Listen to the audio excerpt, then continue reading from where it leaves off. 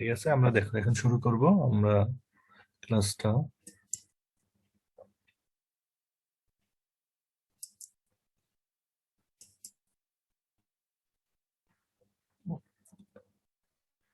শুনতে পারতেছো আমাকে? মানে শুনতে সমস্যা হচ্ছে কিনা বলো, তাহলে আমি শুরু করে দেবো আর কি। ঠিক আছে,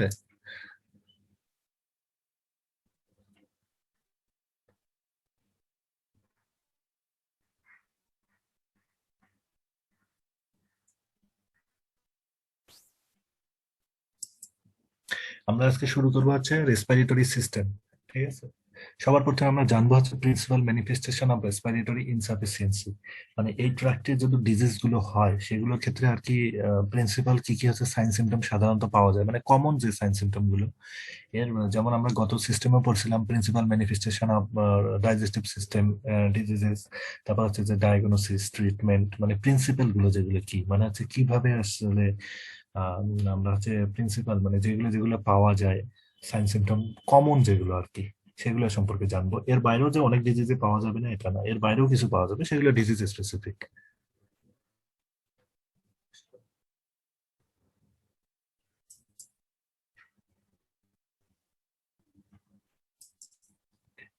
তাহলে আমরা কি প্রথমে জানবো কি principal manifestation of respiratory insufficiency. দেখো এখানে আমরা যেটা পাবো এই সিস্টেমের ডিজিজ গুলোর ক্ষেত্রে যে সমস্যাগুলো মেনলি পাওয়া যাবে সেটা হচ্ছে abnormalities in the rate, depth or ease of breathing, lethargy or exercise intolerance, abnormal posture, abnormal lung sounds, abnormal respiratory noises, coughing, cyanosis, nasal discharge, epistaxis and hemoptysis। এই সাইন সিমটম গুলো সাধারণত পাওয়া যাবে। এখন আমরা যদি প্রথমেই জানতে চাই যে abnormalities in the rate, depth, easy of breathing, এটা হচ্ছে কি যে নর্মাল যে রেট আছে মানে রেসপিরেটরি রেট আছে সেটা কি হবে অ্যাবনর্মালিটিস দেখা দিবে। যেমন হচ্ছে আমরা পরবর্তীতে টার্মগুলো আছে পরবর্তীতে টার্মগুলো জানবো, এখন শুধু আমরা জানবো এটাই যে হচ্ছে পলিপোনিয়া, ডিসপোনিয়া, হাইপারপোনিয়া, হ্যাঁ এই ধরনের যে টার্মগুলো আছে তোমরা আমার মনে হয় কিছুটা হলেও জানো, আমরা একটু পরে জানবো, জাস্ট এখন শুধু নামটা জানে রাখো। রেড ডেপথ, ডেপথ ঠিক আছে, ডেপথ বলতে বোঝা যাচ্ছে হচ্ছে ডেপথ অফ রেসপিরেশন, মানে হচ্ছে যেটাকে টাইডাল ভলিউম বলা হয়। Depth of respiration, tidal volume. Depth of respiration means হচ্ছে tidal volume. Easy of breathing, breathing এর ক্ষেত্রে যে সমস্যাগুলো, হ্যাঁ এটা সেক্ষেত্রে কি হতে পারে পলিপোনিয়া হইতে পারে, ডিসপোনিয়া হইতে পারে, তারপর হচ্ছে যে তোমার হাইপারপোনিয়া হইতে পারে, হ্যাঁ ওপেন মাউথ ব্রিদিং হইতে পারে, বা এই ধরনের প্রবলেম গুলো আসতে পারে, আমরা একটু পরে এগুলো জানবো। আচ্ছা, লিথার্জি মানে হচ্ছে অবসাদগ্রস্ততা, মানে হচ্ছে যে তোমার এক প্রকার দেখা যাবে যে আম, আম, আমরা বলি না যে একটা লিথার্জিক সাইন, লিথার্জিক অবস্থা আছে, যখন ডিজিজ কন্ডিশন হয় বা ডিজিজ হয় দেখা যাবে যে একটা লিথার্জি ভাব চলে আসে বা অবসাদগ্রস্ততা বা এই ধরনের একটা প্রবলেম চলে আসে। সো এই একটা সাইনটা এখানে পাওয়া যেতে পারে। আচ্ছা, তারপর আরেকটা হচ্ছে অ্যাবনর্মাল পশ্চার। তোমরা সম্ভবত পশ্চার গেট এই জিনিসগুলো পড়ছো, বা হচ্ছে যে এই সাবজেক্টের এই যে জেনারেল পার্ট যেটা আছে সেখানে স্যার পড়ানোর কথা। সেখানে হচ্ছে কি অ্যাবনর্মাল পশ্চার, দ্যাট মিনস এনিমেলের যে বডি যে স্ট্রাকচার আছে সেটার মধ্যে আসলে কোনো ধরনের কম্বিনেশন বা কোঅর্ডিনেশন যেটা আর কি সেটা ঠিকঠাক থাকবে না।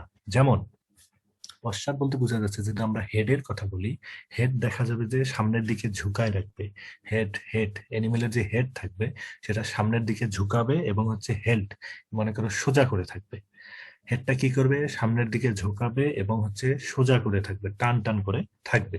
আবার পায়ের ক্ষেত্রে যদি আমরা বলি দেখা যাবে সিভিয়ার কেসগুলো অনেকগুলো সমস্যার ক্ষেত্রে পাটাও দেখা যাবে তোমার অ্যাবনর্মাল থাকবে।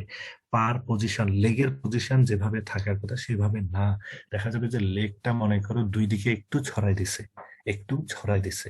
আরেকটা হতে পারে কি টোমাটিক রেটিকুলো পেরিকার্ডাইটিস, যেটা সেখানে হবে এলবো অ্যাবডাক্টেড, এলবো অ্যাবডাক্টেড। আচ্ছা, এলবো অ্যাবডাক্টেড মিনস হচ্ছে কি তোমার এলবোটা দেখা যাবে, তোমরা যদি হচ্ছে যে একটু সার্চ দিয়ে দেখবা টোমাটিক রেটিকুলো পেরিটোনাইটিস বা রেটিকুলো পেরিকার্ডাইটিস যে ডিজিজটা আছে সেই ডিজিজটার ক্ষেত্রে তোমরা একটা জিনিস দেখবা এলবো অ্যাবডাক্টেড একটা কথা আছে, এবং এটা কিন্তু একটা ইম্পর্টেন্ট সাইন, মানে হচ্ছে খুব পেইন ফিল করলে তোমার এলবোটা অ্যাবডাক্টেড হবে। এলবোটা হবে কি দেখা যাবে যে এলবো যে আছে এলবোটা একটু বাইরের দিকে হয়ে থাকবে, বা হচ্ছে যে বডি এবং এলবোর মধ্যে একটা ইনকোঅর্ডিনেশন তৈরি হবে। ঠিক আছে, বডি এবং এলবোর মধ্যে একটা ইনকোঅর্ডিনেশন তৈরি হবে। তোমরা যদি সার্চ দিয়ে দাও নেটে, যদি সার্চ দাও বা হচ্ছে যে একটু আমাকে সময় দাও, আমি তোমাদেরকে এলবো অ্যাবডাক্টেড যেটা, এটা একটু দেখাচ্ছি একটু।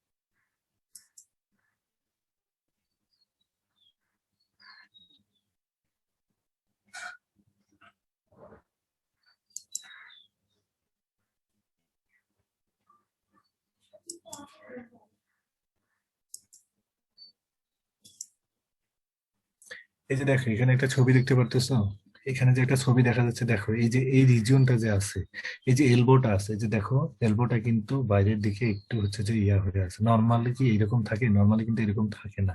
নর্মালি দেখা যায় বডির সঙ্গে ওয়েল ব্যালেন্সড অবস্থায় থাকে।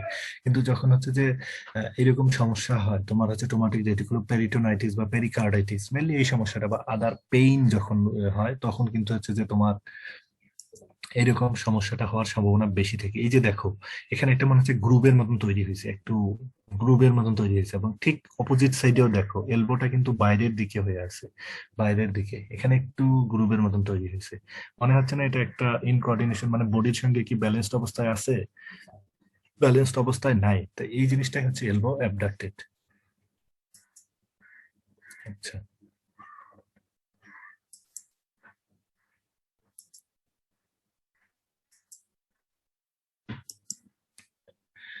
এরপরে যেটা আমরা হচ্ছে অ্যাবনর্মাল লাং সাউন্ডস।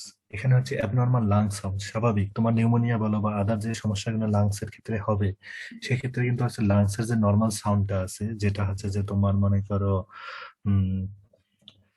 নর্মাল যে সাউন্ড, সেটা হচ্ছে যে তোমার সেখান থেকে হচ্ছে যে ডেভিয়েশন হবে, সেখান থেকে ডেভিয়েশন হয়ে বিভিন্ন ধরনের সাউন্ড পাওয়া যেতে পারে। যেমন হচ্ছে যে সাউন্ড গুলো আমরা পরবর্তীতে জানবো, তারপর আমি একটু বলি। বিভিন্ন ধরনের সাউন্ড পাওয়া যায়, যেমন হচ্ছে যে স্ট্রাইডর, স্টার্টর, হুইজিং, হ্যাঁ, স্ট্রাইডর, স্টার্টর, হ্যাঁ, স্টেনোটিক, হুইজিং, এই ধরনের বিভিন্ন সাউন্ড পাওয়া যায়।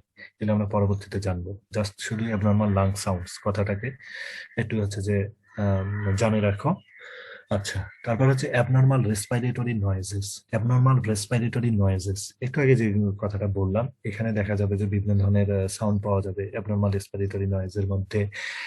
যেমন পাওয়া যেতে পারে হচ্ছে যে তোমার এক্সপিরেটরি ডিসপোনিয়া, ইন্সপিরেটরি ডিসপোনিয়া, হ্যাঁ, তারপরে হচ্ছে যে এই আরো যে সাউন্ড গুলো পাওয়া যাবে সেগুলো হচ্ছে তোমার স্নেজিং, আম, তোমার হচ্ছে যে স্নেজিং করতে গেলে একরকম সাউন্ড হয়, তারপর হচ্ছে যে স্নাপলিং, বাবলিং, র্যাটলিং, হ্যাঁ, এগুলো পরবর্তীতে আসতেছে। জাস্ট নামটা মনে রাখো। কাফিং, কাফিং তো হচ্ছে নর্মাল একটা ফেনোমেনা, তোমরা সবাই জানো যে কাফিং যেটা কাশি, যেটা আর কি, হ্যাঁ, নর্মাল যেটা কাশির বিষয়টা, যেটা এই রেসপিরেটরি বা এই যে সিস্টেমের যে সমস্যাগুলো আছে, এটা একটা কমন সাইন সিম্পটম কাফিং। ঠিক আছে। আচ্ছা, আরেকটা হচ্ছে যে সায়ানোসিস। সায়ানোসিস মানে হচ্ছে যে তোমার ভিজিবল যে মিউকাস মেমব্রেন আছে বা আদার যে স্ট্রাকচার গুলি, স্কিন, এগুলো সাধারণত হয় কি ব্লুইশ কালার হয়। এগুলো কেন ব্লুইশ কালার হয়? এটা হচ্ছে তোমার reduction of the haemoglobin. Haemoglobin লেভেলটা রিডাকশন হওয়ার কারণে স্কিন বা হচ্ছে ভিজিবল মিউকাস মেমব্রেন এগুলো হয় কি ব্লুইশ কালার হয়ে যায়। এই কারণে এই টার্মটার নাম সায়ানোসিস। এটাকে বলা হচ্ছে সায়ানোসিস। এখানে কি হয়?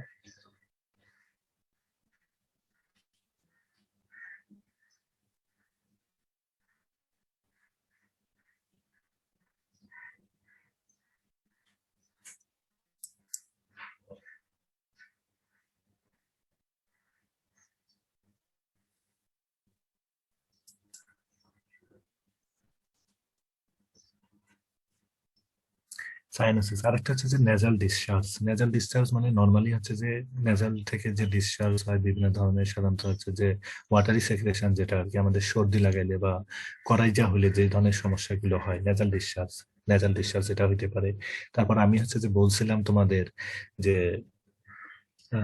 কার্বোহাইড্রেট এনগোর্সমেন্ট যেটা, এখানে কি হয় তোমার হচ্ছে যে মনে করো যদি হচ্ছে সিভিয়ার অবস্থা হয় সেক্ষেত্রে হচ্ছে যে হোয়াইট মিউকাস সেক্রেশন হয়, হোয়াইট মিউকাস সেক্রেশন হয়। আচ্ছা, আরেকটা হচ্ছে এপিস্টেক্সিস। এপিস্টেক্সিসটা কি? এপিস্টেক্সিসটা হচ্ছে যে nasal bleeding, fresh nasal bleeding. Nasal bleeding যখন হচ্ছে যে নাক থেকে ব্লিডিং হয়, নোজ থেকে ব্লিডিং হয়, সেটা আসলে বলা হচ্ছে এপিস্টেক্সিস। হ্যাঁ, ফ্রেশ ব্লিডিং হবে, নেজাল ব্লিডিং। এপিস্টেক্সিস মানেই হচ্ছে তোমার নেজাল ব্লিডিং। এপিস্টেক্সিস কি? Nasal bleeding. আর হেমোপটাইসিসটা কি?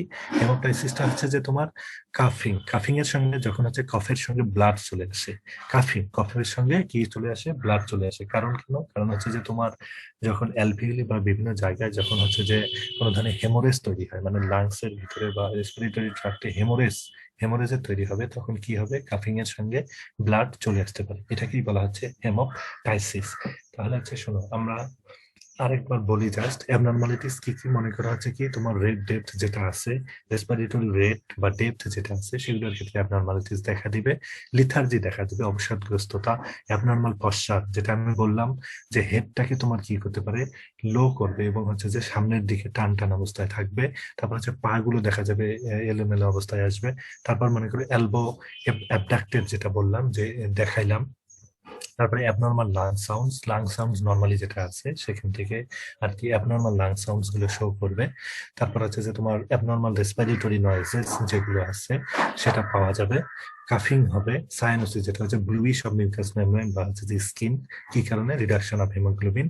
তারপর হচ্ছে ন্যাজাল ডিসচার্জ পাওয়া যাবে। এপিস্টেক্সিস যেটা, সেটা হচ্ছে যে ফ্রেশ ন্যাজাল ব্লিডিং যেটা। আর হেমোপ্টাইসিস যেটা হচ্ছে কাফিং আপ। আচ্ছা, আচ্ছা, আমি হচ্ছে যে অ্যাবনর্মাল লাং সাউন্ডস যেটা, অ্যাবনর্মাল লাং সাউন্ড গুলো বা নর্মাল এবং অ্যাবনর্মাল লাং সাউন্ডস কি সেটা একটু জাস্ট দেখো। অ্যাবনর্মাল লাং সাউন্ডস,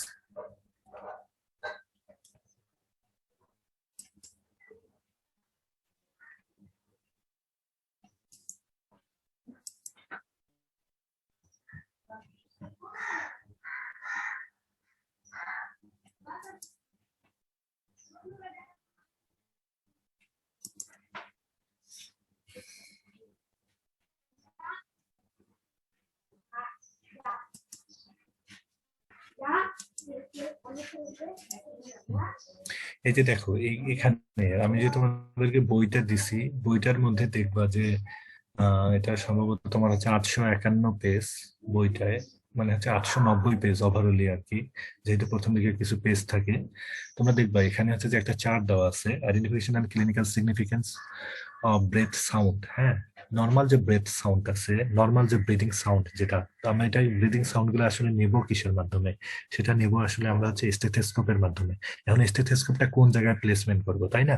আমরা হচ্ছে যখন প্র্যাকটিক্যাল ক্লাস শুরু হবে তখন দেখানোর চেষ্টা করবো, যদি ওরকম সুযোগ হয় ইনশাআল্লাহ। আর আরেকটা বিষয় হচ্ছে যে আমরা যে এলবো যেটা দেখাইলাম, এলবোর পিছনে, যে এলবোর ঠিক বিহাইন্ড দ্য এলবো, এলবোর পিছনে যে রিজিয়নটা আছে, ওই রিজিয়নটাই আমরা হচ্ছে লাংস সাউন্ড নেওয়ার চেষ্টা করবো ধরো স্টেথোস্কোপ। আর হচ্ছে হার্ট সাউন্ড নেবো কোথায়? এলবোর নিচে, বিহাইন্ড দ্য এলবো। যখন এনিমেলটা মনে করো ইয়া থাকবে, দাঁড়ায় অবস্থা থাকবে, বসানো অবস্থা থাকবে, আমরা কোথায় নেবো? Heart sound. সেটা হচ্ছে বিলো দ্য এলবো, এলবোর নিচে। আর এটা হচ্ছে বিহাইন্ড দ্য এলবো, এলবোর পিছনে। এলবোর পিছনে ওই যে রিজিয়নটা আছে, ওই রিজনটাতে আমরা হচ্ছে লাং সাউন্ড নেওয়ার চেষ্টা করব। তোমরা একটু হচ্ছে এগুলো সার্চ দিবা, ঠিক আছে? সার্চ দিলে অনেক কিছু দেখতে পারবা। তারপর হচ্ছে যে দেখবা যে অনেকগুলো ভিডিও আছে ইউটিউবে যেগুলো হচ্ছে ক্লিনিক্যাল এক্সামিনেশন অফ কাউ বা এই ধরনের, তোমরা এগুলো দেখতে পারো। এগুলো অল্প সময়ের ভিডিও, ভিডিওগুলো খুব ইফেক্টিভ। তাহলে তোমাদের একটু ধারণা হবে যে আসলে ন্যায় কিভাবে। ঠিক আছে? আচ্ছা, নর্মাল ব্রেথ সাউন্ড যেটা, সেটা হচ্ছে কি soft blowing sound, longer and louder on inspiration. মানে ইন্সপিরেশন মানে যখন আমরা হচ্ছে যে এয়ারটাকে ভিতরে নেই, ঠিক আছে, দেন অন এক্সপিরেশন যখন আমরা ছাড়ি। Audible over the trachea and lungs, এটা হচ্ছে নর্মাল রেসপিরেটরি ট্রাক্ট। এটার মানে হচ্ছে যখন আমরা পাবো soft blowing sound, longer and louder on inspiration then on expiration. আচ্ছা, increased audibility of breath sound যখন হচ্ছে যে বেশি পাওয়া যাবে, mild to moderate increase in loudness of breath sound, audible on inspiration and expiration over the trachea and lungs.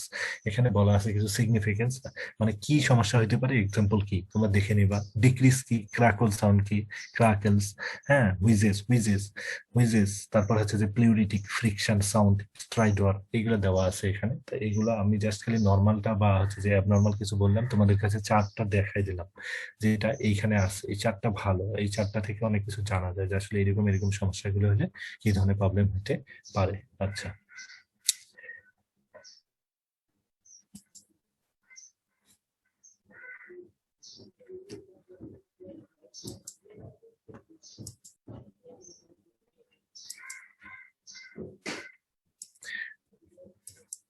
আচ্ছা, এরপরে দেখো যে আমি বলছিলাম যে আমরা হচ্ছে abnormalities in the rate depth easy of breathing, এই যে পয়েন্টটা বলছিলাম, এই পয়েন্টটার অধীনে কিছু কথা বলছিলাম। দেখো, এখানে আছে পলিপোনিয়ার কথা বলা আছে, ট্যাকাইপোনিয়া, হাইপারপোনিয়া, ডিসপোনিয়া। এখানে এগুলোর হচ্ছে যে ডেফিনেশন গুলো উঠানোর চেষ্টা করছি আমি। সেখানে তোমাদেরকে যেটা আমি বলতে চাচ্ছি যে শোনো, পলিপোনিয়া এবং ট্যাকাইপোনিয়া দুইটা জিনিসই মোটামুটি সেম। পলিপোনিয়া, পলিপোনিয়া তুমি বুঝতে পারতেছো যে পলি মানে হচ্ছে ইনক্রিজড, পলি মানে অনেক, হ্যাঁ, ট্যাকাই মানেও সেম। কিন্তু এখানে হচ্ছে পলিপোনিয়া এবং ট্যাকাইপোনিয়া দুইটাই মোটামুটি সেম টার্ম। কিন্তু দেখো, পলিপোনিয়ার ক্ষেত্রে বলা হচ্ছে rate of breathing that is faster than observed in clinically normal animals of the same species. Rate of breathing, rate of breathing কি হবে? Faster than observed in clinically normal animals. মনে করো same animal আছে, breed, age, sex, reproductive status in a similar environment. এনভায়রনমেন্টটা কি similar, same species, breed, age, sex এগুলা হইতে পারে। একটার মধ্যে দেখা যাবে ক্লিনিক্যালি নর্মাল অ্যানিমেলের যে রেট অফ ব্রিডিং আছে তার তুলনায় ফাস্টার, তার তুলনায় কি বেশি। আচ্ছা, এটার উদাহরণ এইরকম হইতে পারে যে তোমার ডগ আছে না, ডগ, ডগ কি করে, তোমার হচ্ছে জিহ্বাটা বাইর করে সে হচ্ছে কি করার চেষ্টা করে, প্যান্টিং বলা হয় এটাকে, কি বলা হয়, প্যান্টিং। সে হচ্ছে প্যান্টিং করে। প্যান্টিং করে কেন? সাধারণত হচ্ছে হিটটাকে লস করার জন্য প্যান্টিং করে। ডগ কি করে? প্যান্টিং করে। হিট, প্যান্টিং কি জন্য করে? আমার মতে তোমরা এই জিনিসটা তোমরা এইগুলো জানো, ফিজিওলজিতে ভালোভাবে জানে আসছো। প্যান্টিং করে হচ্ছে to loss excess heat, excess হিটটা লস করার জন্য সে হচ্ছে প্যান্টিং করে। ডগ কি করে? প্যান্টিং করে এক্সেস হিট লস করার জন্য। সেটাই হচ্ছে পলিপোনিয়া। আচ্ছা, আর ট্যাকাইপোনিয়া হচ্ছে increased rate of breathing, increased rate of breathing. সেটা কিন্তু তোমার মনে করো যে হচ্ছে সিমিলার এনভায়রনমেন্ট নাও হইতে পারে, সেম স্পিসিস নাও হইতে পারে। আচ্ছা, আর হাইপারপোনিয়া, হাইপারপোনিয়া দেখো, হাইপারপোনিয়া হচ্ছে কি তোমার abnormally increased in the rate depth of breathing. Hyperpnoea হচ্ছে অ্যাবনর্মালি ইনক্রিজ। ট্যাকাইপোনিয়া এগুলো হচ্ছে ইনক্রিজ, মনে করো নর্মালের তুলনায় ইনক্রিজ করছে। আর হাইপারপোনিয়া হচ্ছে যে অ্যাবনর্মালি ইনক্রিজ করছে। যেমন ফিভার, তোমার কাউয়ের ক্ষেত্রে আমরা বলি যে ফিভার মনে করো 100, মনে করো যখন হবে 103 হয়ে যায়, 3.5 হয়ে যায় বা 4 হয়ে যায়, আমরা বলি যে ফিভার হয়েছে। ফিভার বা এই ধরনের সমস্যাগুলো কিন্তু আমরা অনেক সময় বলি না হাই ফিভার, যখন হচ্ছে যে যেমন অ্যানথ্রাক্সের ক্ষেত্রে 107 হয়ে যায় বা এই রকম হয়ে যায়, সেটা মনে করো অ্যাবনর্মালি ইনক্রিজ করে গেছে। আচ্ছা,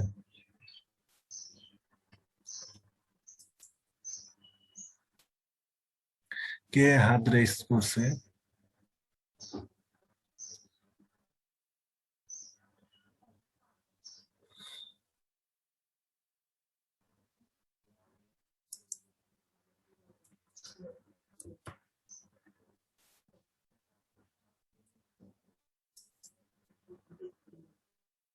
এ মেহেদি হাসান 1804057, তুমি কি রেস করছো, কিছু বলতে চাও?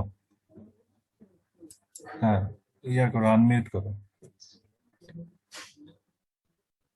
1804057।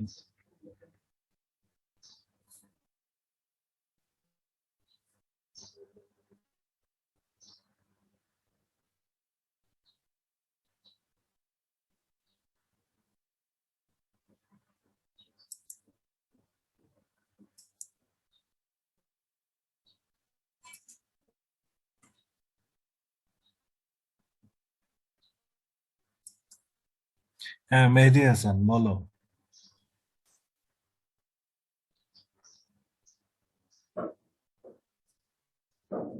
বলো, তোমার কথা শোনা যাচ্ছে না, বলো।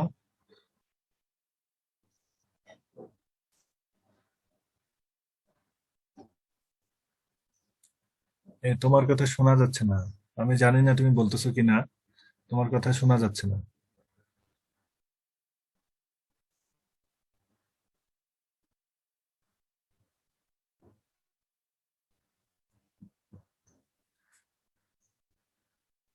হ্যাঁ, শোনা যাচ্ছে না, তোমার কথা বলছি, একদম শোনা যাচ্ছে না। আমি জানি না তোমার বন্ধুরা বা ওরা শুনতে পাচ্ছে কিনা, আমি কিন্তু কোনো কিছুই শুনতে পাচ্ছি না, কোনো কিছুই শোনা যাচ্ছে না। আমাকে শুনতে পারতেছো? শোনো, একটু ক্লিয়ার, একটু তো কুইকলি করতে হবে, ঠিক আছে? হ্যালো। না, আমি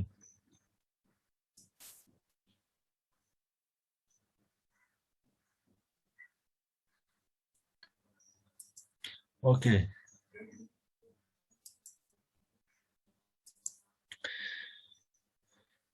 আচ্ছা, টপিকসটা যখন হচ্ছে শেষ হবে আমি সময় দেবো, ঠিক আছে? জাস্ট অল্প সময় দেবো তোমাদের কিছু বলার থাকলে, কারণ হচ্ছে যে আরো টপিকস আছে, শেষ করাইতে হবে আসলে, হ্যাঁ।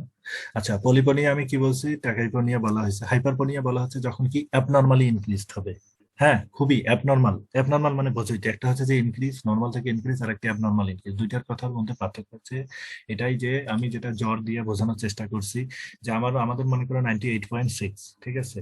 এটা হচ্ছে যখন হালকা বাড়ে, আর একটা হচ্ছে মনে করো 102 105 পর্যন্ত উঠে গেছে, তা দুইটা তো সেম না। একটা হচ্ছে 100, একটা 105, সো দুইটা সেম না। ঠিক আছে, একটা হচ্ছে ইনক্রিজ আর একটা হচ্ছে অ্যাবনর্মাল ইনক্রিজ। আর ডিসপোনিয়া কথাটার মানেই হচ্ছে, ডিস মানে হচ্ছে ডিফিকাল্টি, ডিফিকাল্ট। ডিস মানেই হচ্ছে ডিফিকাল্ট, জানোই তোমরা এটা। আচ্ছা, এক্সপিরেটরি যেটা, এক্সপিরেটরি ডিসপোনিয়া, এটার মানে কথাটা থেকে বোঝা যাচ্ছে যে এক্সপিরেশন করার সময় যখন হচ্ছে যে ডিফিকাল্ট ব্রিদিং হবে, ডিফিকাল্ট ব্রিদিং ডিউরিং এক্সপিরেশন। আর ইন্সপিরেটরি মানে হচ্ছে যে তোমার হচ্ছে ইন্সপিরেশন, মানে হচ্ছে যে বাতাসটাকে ভিতরে নেওয়ার সময়, এয়ারটাকে ইন্সপিরেশন করার সময় যখন হচ্ছে যে ডিফিকাল্টি ফেস করবে, সেটাকে আমরা কি বলতেছি? তোমার ইন্সপিরেটরি ডিসপোনিয়া। হ্যাঁ, যেমন হচ্ছে যে দেখো, এক্সপিরেটরি ডিসপোনিয়া যেটা, এটা হচ্ছে প্রলং, দুইটাই প্রলং বলা আছে, ফোর্সফুল এক্সপিরেশন, এটা forceful inspiration, associated with diffuse or advanced obstructive lower airway disease.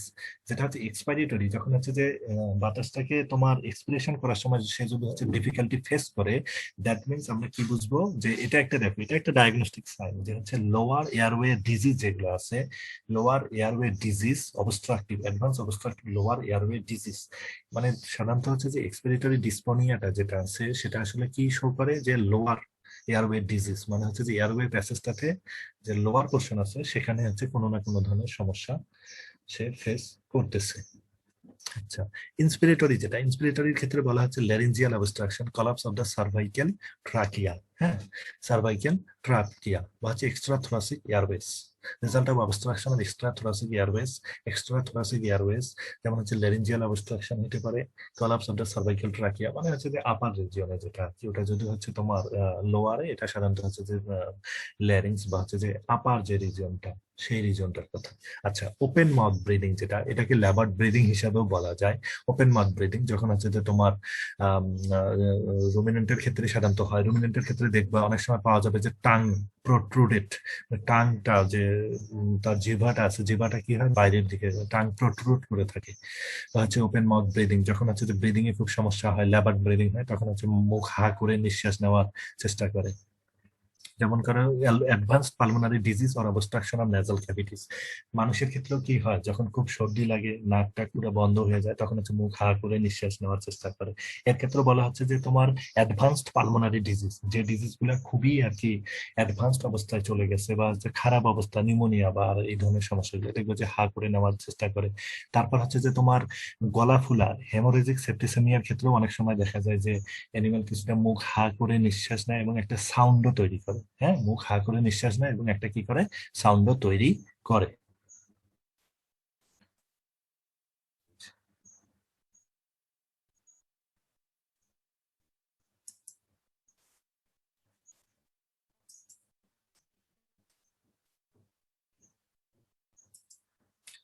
এই শোনো, আমি বলি তোমাদের যে মানে ইয়া হচ্ছে, সমস্যা হচ্ছে নাকি বুঝতে, বা খুব ফাস্ট হয়ে যাচ্ছে নাকি, বা কোনো সমস্যা হচ্ছে নাকি বলতে পারো।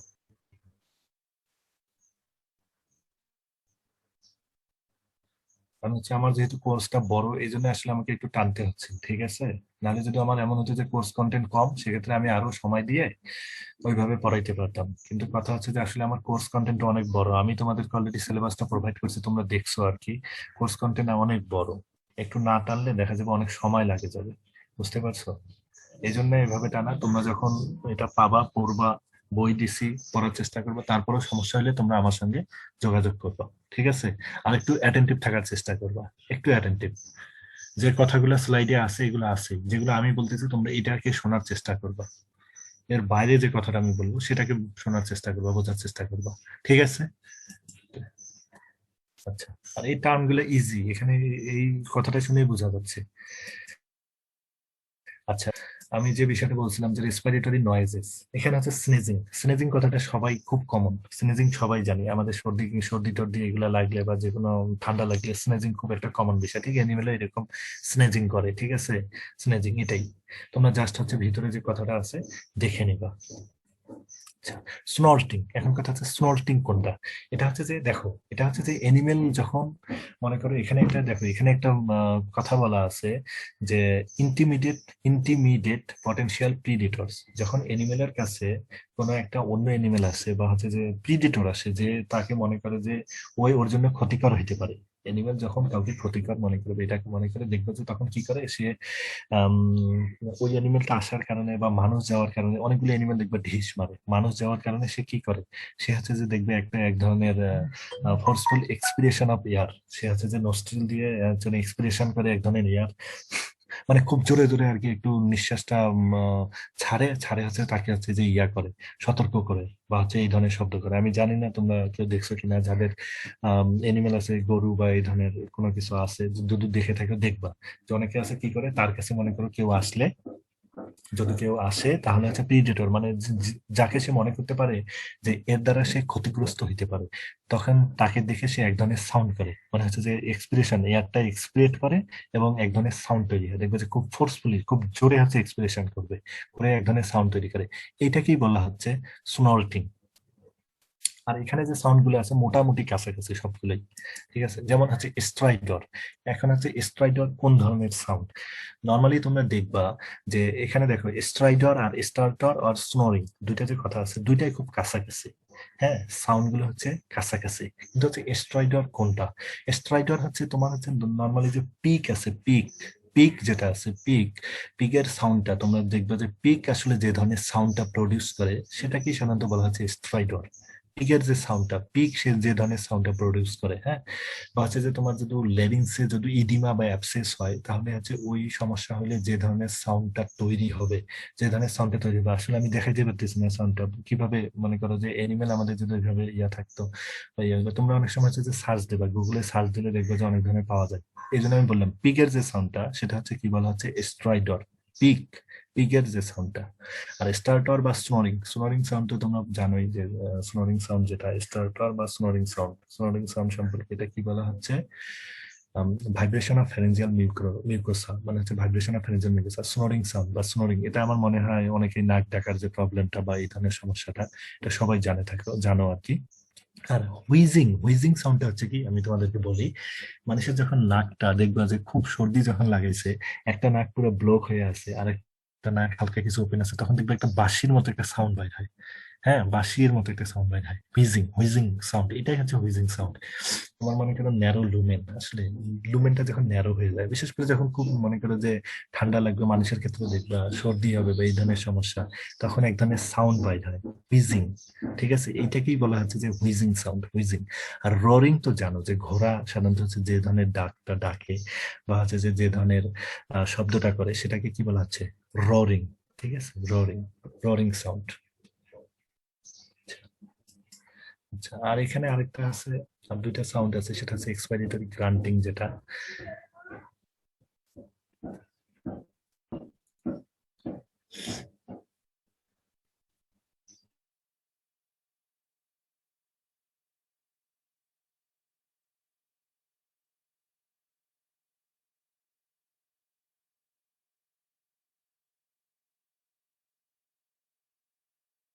ধরনের শব্দটা পাওয়া যায়, যেমন আমি যেটা আছে হেমোরেজিক সেপ্টিসেমিয়া বা গলা ফুলা রোগ, এটার ক্ষেত্রে তোমার হচ্ছে যে পালমোনারি সিস্টেম, এখানে তিনটা ফর্ম আছে, ওটা পরবর্তীতে আর কি ডিজিজটা পড়ানো হবে সামনের সেমিস্টারে। এখানে যে কাজটা হয় বা যেটা হয়ে থাকে আর কি, এই ডিজিজটার ক্ষেত্রে তোমার আমি একটু আগে বললাম যে মুখ হা করে হচ্ছে যে সে নেয় বাতাসটা, মানে হচ্ছে এয়ারটা নেওয়ার চেষ্টা করে এবং হচ্ছে এক ধরনের সাউন্ড প্রডিউস করে, হ্যাঁ, মানে হচ্ছে যে তোমার নেয় এবং হচ্ছে যে সাউন্ডটাকে যখন মানে এয়ারটাকে যখন এক্সপিরিয়েট করে ছাড়ে আর কি, তখন এক ধরনের সাউন্ড তৈরি হয়। এটা কি হচ্ছে আসলে এক্সপিরেটরি গ্রান্টিং, যেটা হচ্ছে তোমার নর্মালি শোনা যায়। এটা শোনার জন্য আর কি স্টেথোস্কোপের দরকার না, নর্মালি শোনা যায়। আচ্ছা, আরেকটা আছে স্নাফলিং। স্নাফলিং, বাবলিং আর র্যাটলিং সাউন্ড। আচ্ছা, র্যাটলিং সাউন্ড বলতে বোঝাচ্ছে র্যাটেল স্নেক যেগুলো আছে, এরা দেখবা যে এদের যে লেজটা আছে, শোনো, র্যাটেল স্নেক যেগুলো আছে, র্যাটেল স্নেকের লেজ যেটা আছে, এ যখন যতবারই হচ্ছে যে তোমার মোল্টিং করে, ততবারই এর হচ্ছে কি হয়, স্কিনটা হচ্ছে স্লোপিং অফ হয়, মানে খসে পড়ে। যতবারই খসে পড়ে, লেজের মধ্যে একটা করে হচ্ছে যে তোমার মানে হচ্ছে তৈরি হয়, রিং এর মতন তৈরি হয়। যখন মানুষ তার কাছে যায় বা অন্য এনিমেল তার কাছে যায়, যাকে সে তার জন্য হার্মফুল মনে করে, তখন সে সেটা নাড়ানোর মাধ্যমে একটা সাউন্ড প্রডিউস করে, এবং সাউন্ড প্রডিউস করে সে বোঝায় যে আমার কাছে আসিও না, আমি হচ্ছে কি করব, আমার কাছে আসিও না, মানে সে হচ্ছে সতর্ক করে দেয়। এটা হচ্ছে র্যাটলিং সাউন্ড। আচ্ছা, আর বাবলিং সাউন্ড হচ্ছে কি, যে তোমার মনে করো যে আসলে যখন হচ্ছে যে পানির মধ্যে হচ্ছে বাবল তৈরি হয়, বাবল তৈরি হয় বা স্প্লাশিং সাউন্ড, হ্যাঁ, স্প্লাশিং যে সাউন্ড, এটাকে আসলে বাবলিং সাউন্ড বলা হচ্ছে। স্প্লাশিং যে সাউন্ড, বাবলিং, স্নাফলিং, হ্যাঁ, এই ধরনের সাউন্ড গুলো মোটামুটি র্যাটলিং, এগুলো কাছাকাছি টার্ম আর কি। র্যাটলিং কি বললাম, র্যাটেল স্নেকের মতন। বাবলিংটা ওই রকমই। এটা হচ্ছে তোমার কি হবে, পানির মধ্যে যখন তোমার বাবল তৈরি হয়, পানির মধ্যে, পানির মধ্যে হচ্ছে বাবল তৈরি হবে, হ্যাঁ। বা হচ্ছে যে আমরা হচ্ছে যে গার্গলিং, যখন হচ্ছে যে পানি গলা গলা করি, যখন হচ্ছে মানুষের ঠান্ডা লাগে, তখন হচ্ছে মুখের মধ্যে পানি নিয়ে গলা গলা করে, তখন দেখা যায় যে যে ধরনের সাউন্ডটা প্রডিউস হয়, বাবলিং, স্নাফলিং, হ্যাঁ, এটা বলা হচ্ছে।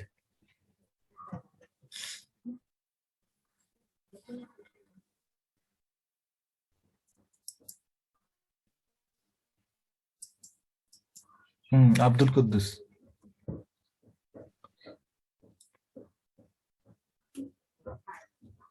বলো।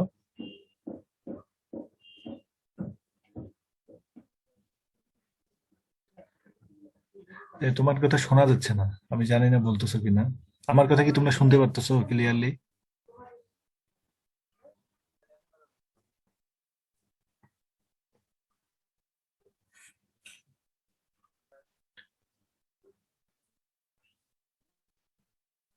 শোনা যাচ্ছে না আব্দুল কুদ্দুস, তোমার কথা শোনা যাচ্ছে না, কিছুই শোনা যাচ্ছে না আসলে, সমস্যা বুঝতে পারতেছি না আসলে।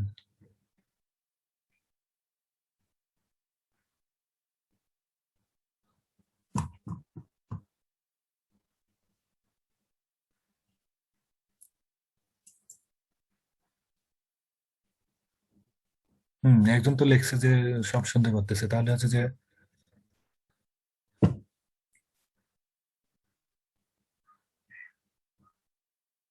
র্যাটলিং স্নেক কি, শোনো, র্যাটলিং স্নেক না, র্যাটেল স্নেক, ঠিক আছে?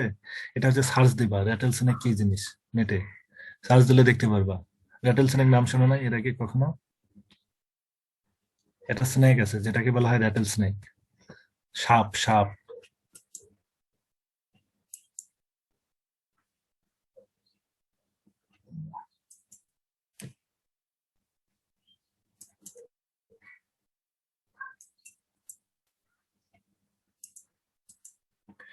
আচ্ছা, এটা হচ্ছে যে ফার্স্ট যে চ্যাপ্টারটা মানে ওই ইয়াটা ছিল, এখানে একটু বেশি সময় লাগলো। কারণ হচ্ছে যে এখানে কিছু শব্দের পেয়ে আসলে। এখন তোমরা বলো, একটা টপিক আমি শেষ করেছি, এখন তোমরা বলো কারো কোনো প্রশ্ন আছে কিনা। যেহেতু তোমরা গতদিন বলছো যে তোমাদের অনেকের সমস্যা হচ্ছে বা হচ্ছে না, কুইকলি বলো, যদি হচ্ছে যে জেনুইন কোনো সমস্যা থাকে সেটা বলো।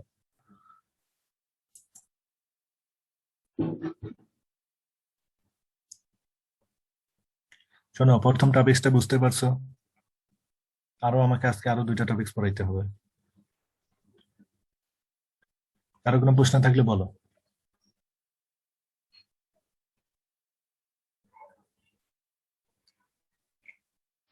আব্দুল কুদ্দুস, হ্যাঁ, তোমার এখনো হাত উঠে আছে, তুমি যদি বলতে চাও বলো, কিন্তু আমি তোমাকে শুনতে পারতেছি না, তোমার কথা আসতেছে না। আর তোমার যদি ওইটাই প্রশ্ন থাকে, তাহলে ওটার অ্যান্সার হচ্ছে যে ওটা হচ্ছে র্যাটেল স্নেক। না, তোমার কথা শুনতে পাচ্ছি না, শোনা একদমই শোনা যাচ্ছে না। অন্যরা কি ওর কথা শুনতে পারতেছে কেউ?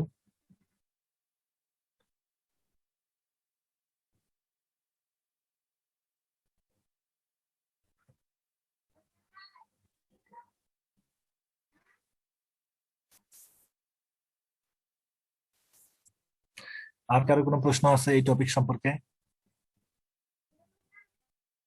আচ্ছা, যেহেতু কোনো রেসপন্স নাই, তাহলে শোনো, আমরা হচ্ছে যে এর পরের যে চ্যাপ্টার, যেটা topic, special examination of respiratory system. Respiratory সিস্টেমের ক্ষেত্রে হচ্ছে কি কি স্পেশাল এক্সামিনেশন করা যায় ডায়াগনোসিসের ক্ষেত্রে, সেটা সম্পর্কে জানবো। এটা একটু আমরা কুইকলি জানবো, শুনো। Auscultation and percussion of the thorax. Auscultation and percussion of the thorax. আচ্ছা, এখানে শোনো, এই টার্মগুলো আমি জানি না স্যার তোমাদের পড়াইছে কিনা, প্র্যাকটিক্যালি মেবি এখনো আসে নাই। ফিজিক্যাল এক্সামিনেশনের মধ্যে চারটা টার্ম আছে: ইন্সপেকশন, অস্কালটেশন, পারকাশন, আর একটা হচ্ছে তোমার ইন্সপেকশন, অস্কালটেশন, পারকাশন, আর একটা হচ্ছে উম আমি তো ভুলে গেলাম। একটা হচ্ছে ইন্সপেকশন, একটা হচ্ছে অস্কালেশন, পারকাশন, আর হচ্ছে, আচ্ছা আমার এই মুহূর্তে মনে হচ্ছে না, আরেকটা টার্ম আছে। চারটা ফিজিক্যাল এক্সামিনেশন, একটা হচ্ছে যে ইন্সপেকশন, যেটা আমরা দেখি। অস্কালটেশন, যেটা হচ্ছে আমরা হচ্ছে যে স্টেথোস্কোপ বা কোনো যন্ত্রের মাধ্যমে, স্টেথোস্কোপের মাধ্যমে বা আদার যে যন্ত্রগুলো আছে, ইনস্ট্রুমেন্ট যেগুলো আছে, ওটার মাধ্যমে যখন হচ্ছে যে কোনো ধরনের সাউন্ড বা কোনো কিছু হচ্ছে নেওয়ার চেষ্টা করি ডায়াগনোসিসে, যেটা আমাদের হেল্প করে। আর পারকাশন হচ্ছে যে তোমার হচ্ছে একটু হালকা হচ্ছে যে তোমার বাড়ি দিয়ে, মানে হাত দিয়ে হালকা বাড়ি দিয়ে এটা করা হয়। যেমন হচ্ছে যে তোমার রুমিনাল মুভমেন্ট, রুমিনাল অ্যাটমি কিনা, রুমিনাল মুভমেন্ট বা এইগুলা ডিটারমিনেশন করার জন্য হচ্ছে পারকাশন করা হয়। তোমার হচ্ছে রুমেনে হচ্ছে যে হাতটা হাতটা মুষ্টিবদ্ধ করে তোমার রুমেনটা হচ্ছে যে এরকম কয়েকবার প্রেস করে জাস্ট ধরে রাখা হয়। হচ্ছে যে কি করা হয়, নার্ভটাকে যখন হচ্ছে আমরা হাত দিয়ে এইভাবে প্রেস করব, হাতটা মুষ্টিবদ্ধ করে, আসলে হচ্ছে কি সামনাসামনি ক্লাস করাইলে অনেক কিছু দেখানো যায়, হাত মুষ্টিবদ্ধ করে বা এটা, এখানে জাস্ট বুঝে নিতে হবে পারকাশন।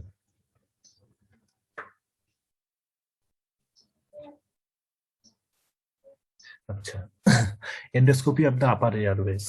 মনে করো এন্ডোস্কোপিক যে আছে, এন্ডোস্কোপি যেটা আছে সেটা হচ্ছে আপার এয়ারওয়েজ এর আমরা এন্ডোস্কোপি করতে পারি। গুচুরাল পস, ইকুইডির ক্ষেত্রে মানে হচ্ছে হর্সের ক্ষেত্রে ট্রাকিয়ার করা যেতে পারে, ব্রঙ্কাই, লার্জ ব্রঙ্কিওলস, এইগুলোর ক্ষেত্রে আমরা কি করতে পারি, এন্ডোস্কোপি করতে পারি। এন্ডোস্কোপি মেশিন সম্পর্কে তোমাদের ধারণা আছে কিনা জানেন, এটা হচ্ছে এমন এক ধরনের মেশিন যার হচ্ছে যে একটা পাইপ প্রবেশ করানো হয়, মানুষের ক্ষেত্রে করানো হয়। সরাসরি হচ্ছে পাইপের মাথায় কিন্তু হচ্ছে তোমার ক্যামেরা থাকে, হ্যাঁ, আর এইদিকে হচ্ছে যে তোমার মনিটরের মধ্যে লাগানো থাকে, লাইভ দেখা হয়। আচ্ছা, রেডিওগ্রাফিক এক্সামিনেশন করা যেতে পারে। রেডিওগ্রাফিক এক্সামিনেশন দ্যাট মিন্স হচ্ছে এক্স রে করা যেতে পারে। আচ্ছা, সিটি স্ক্যান, যেটা computer tomography, MRI, magnetic resonance imaging, এটা করা যেতে পারে। তারপরে হচ্ছে সিন্টিগ্রাফিক, মানে হচ্ছে নিউক্লিয়ার ইমেজিং করা যেতে পারে, নিউক্লিয়ার ইমেজিং যেগুলো। আচ্ছা, তারপরে হচ্ছে আলট্রাসাউন্ড করা যেতে পারে। Soft tissue of the pharynx, larynx, thorax এর ultrasound, collection and evaluation of respiratory tract secretion. Respiratory ট্রাক্টের যে সেক্রেশন গুলো আছে সেগুলো নিয়ে আমরা হচ্ছে এক্সামিনেশন করতে পারি। যেমন হচ্ছে এখন কোভিড এর ক্ষেত্রে কি করা হচ্ছে, তোমার হচ্ছে স্যাম্পল নেওয়া হচ্ছে না। আচ্ছা, লাংস থেকে বায়োপসি, বায়োপসি মানে হচ্ছে কি লিভিং স্যাম্পল, লিভিং ম্যাটেরিয়াল থেকে বা লিভিং কোনো অর্গান থেকে সরাসরি স্যাম্পল নেওয়া।